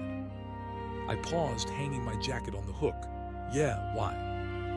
"I'm tired of designing things that have to be perfect," she said, her pencil moving in quick, jagged strokes. "I want to build something that's allowed to fall apart, something that changes when the wind blows." I walked over and stood behind her, resting my hands on her shoulders. I looked at the sketch. It was beautiful. It was full of errors and overlapping lines, and it looked more real than any building I had ever seen. "I think that's a great idea," I said. She leaned her head back against my chest. "You're different today, Leo. You're here, all the way here." "I had to go a long way to get back," I said, kissing the top of her head. We ate dinner on the floor, surrounded by her sketches and my mud-stained boots. We talked about nothing, about the price of milk, about the neighbor's cat, about the way the weather was supposed to turn cold by the weekend. It was the most important conversation of my life. That night we went to bed early. I held her close, listening to the city outside. At 2:59 a.m., I felt a brief, instinctive tightening in my gut. I looked at the clock. The numbers changed. 3:00 a.m. I waited. I listened for the silence. I looked for the door. Across the room, the closet door remained shut. The air stayed warm. The shadows stayed in their places. I waited for a minute, for 2, for 3. 3:04 a.m. I let out a long, slow breath. I reached over and turned the clock toward the wall. I didn't need to see the numbers anymore. I knew where I was. I knew what time it was. It was the time after the end, the time when the story stops being a record and starts being a life. I closed my eyes and drifted off to sleep. I didn't dream of libraries or stone hearts or men in gray suits. I dreamed of a garden, a vast, overgrown mess of a garden where nothing was categorized and everything was growing, wild and untamed, under a sun that never went down. In the morning, the sun woke me. I got up, made coffee, and went to the refrigerator. I saw the note Sarah had left the day before, held by the magnet shaped like a blueprint. Don't forget to breathe. I took a pen from the counter. I didn't think about ink or debts or the clerk. I just crossed out the words and wrote my own underneath. I'm breathing fine. Also, I bought the milk. I walked out the door and into the world, and for the first time in a long time, I didn't look back to see if the door stayed open. I knew it was closed, and I knew that, for as long as I lived, I would never have to open it again. The audit was over, the books were balanced, and the rest, as they say, was just noise. The beautiful, perfect noise of being alive.